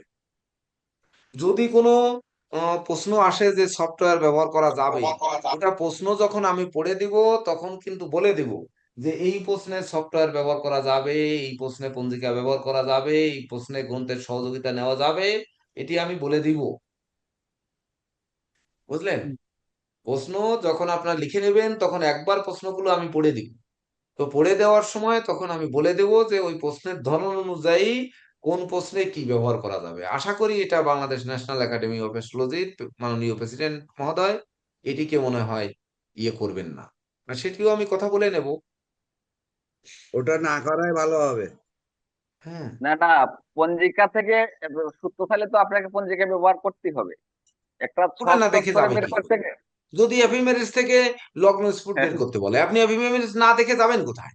হ্যাঁ, তারপর ছক একটা তৈরি করতে গেলে আপনাকে সফটওয়্যার সহযোগিতা নিতে হবে, এখানে ধরা বাধা নাই, কিন্তু হ্যাঁ, আদার্স জায়গায় তো কিন্তু আপনি কোনো খাতাপত্র বই পুস্তক এগুলো দেখতে পারবেন না, ওগুলো দেখার সুযোগ নেই। তাহলে সোজা কথা হচ্ছে ক্যামেরার সেটিংটা জুমের সময় ক্যামেরা সেটিংটা এমন থাকতে হবে যে খাতায় যে লেখা হচ্ছে এই জায়গাটা পর্যন্ত যেন মানে ক্লিয়ার আসে আর কি। ঠিক আছে? মানে হাতটা, এই হাতটা দিয়ে আপনি লিখতেছেন এইটা যেন আসে। হ্যাঁ, এটা এটা ক্লিয়ার আসতে মানে হবে। আর হচ্ছে আপনারা একটু পিছনে বসবেন, সবসময় ক্যামেরা ছাড়া একটু দূরে বসবেন। দূরে আর বসলে ক্যামেরা আপনাকে হচ্ছে একটু বেশি দূর পর্যন্ত কভার করবে, এটা হচ্ছে ক্যামেরাটা বিষয়। সবসময় ওপেন রাখতে হবে।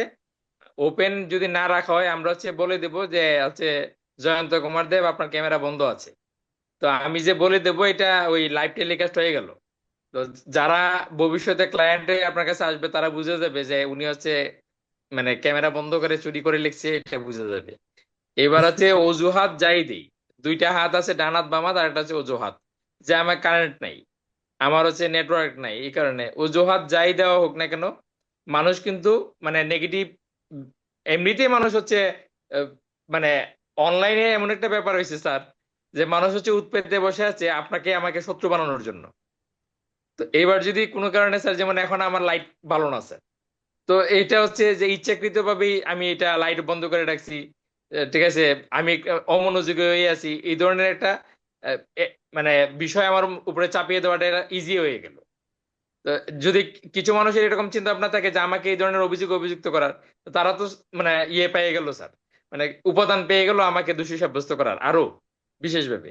তো এরকম উপাদান যেন আপনারা কেউ না দেন অনলাইনে, যেন আপনাকে এইরকম ওই জাজ না করে। উপাদান না স্যার, আর একটু ক্লিয়ার করেন। ওই স্যাররাই তো তখন বলবে, ওই প্রতিষ্ঠানের স্যাররাই তো বলবে যে উনি ভিডিও অফ করে ওই সময় উনি বই দেখে নিয়েছে। হ্যাঁ স্যার। আর এইটা যদি ওখানে বলে বসে আর ওই সাউন্ড যদি লাইভ ফোরকাস্টে যায়, তখন আপনাদের অবস্থান আপনাদের জায়গায় ঠিক রাখতে হবে। আপনারা একটু কম লিখুন, কম পারুন, কিন্তু স্বচ্ছতা বজায় রেখে পরীক্ষা দেবেন, এটা হচ্ছে বিষয়। কোনো আলোর অজুহাত, নেটওয়ার্কের অজুহাত শুনবে না তারা। এখন আপনারা কি করবেন, আপনাদের করে নিতে হবে। মোবাইলে চার্জ আছে কি নেই তারা শুনতে চাইবে না, এর জন্য কি করতে হবে, আপনাদের করতে হবে। আমি তো বললাম প্রয়োজনে চার্জার লাইট না হয় মোমবাতি 2-3 প্রকার রাখবেন, এটা এমন কোনো ব্যয়বহুল না, কিন্তু আলো সামনে থাকতে হবে। আর আলো না থাকলে আপনি লিখবেন কি করে? আপনি তো লিখতেই পারবেন। অর্থাৎ এটি থাকতে হবে। আর আমাদের বিষ্ণু মহন্ত বাবু যদি ইন্ডিয়া থেকে আমাদের 2 প্যাকেট কারেন্ট পাঠায় দেন আপাতত প্রত্যেকের জন্য, 250 গ্রাম করে করে, কুরিয়ার চার্জ খুব বেশি লাগবে না, বা হোয়াটসঅ্যাপে যদি পাঠায় দেন, আমরা একটু ইলেকট্রিসিটি নিয়ে আপাতত পরীক্ষাটা যদি চালাতে পারি, এটা যদি বিষ্ণু মহন্তর কাছে বাবুর কাছে দাবি রাখা হয় আর উনি যদি এটি গ্রহণ করেন, তাহলে আমাদের একটু প্যাকেট করে করে প্রত্যেকের যে কয়জন পরীক্ষার্থী আছে সবাইকে পাঠায় দিতে পারে, তাহলে আমরা ধন্য হই। যাই হোক, সবার জীবন ধন্য হোক, সবাই পরীক্ষা দিয়ে উজ্জ্বল ভবিষ্যৎ গড়ুন, এই প্রত্যাশা ঠিক আছে। রেখে আজকের ক্লাস এখানেই সমাপ্তি ঘোষণা করছি।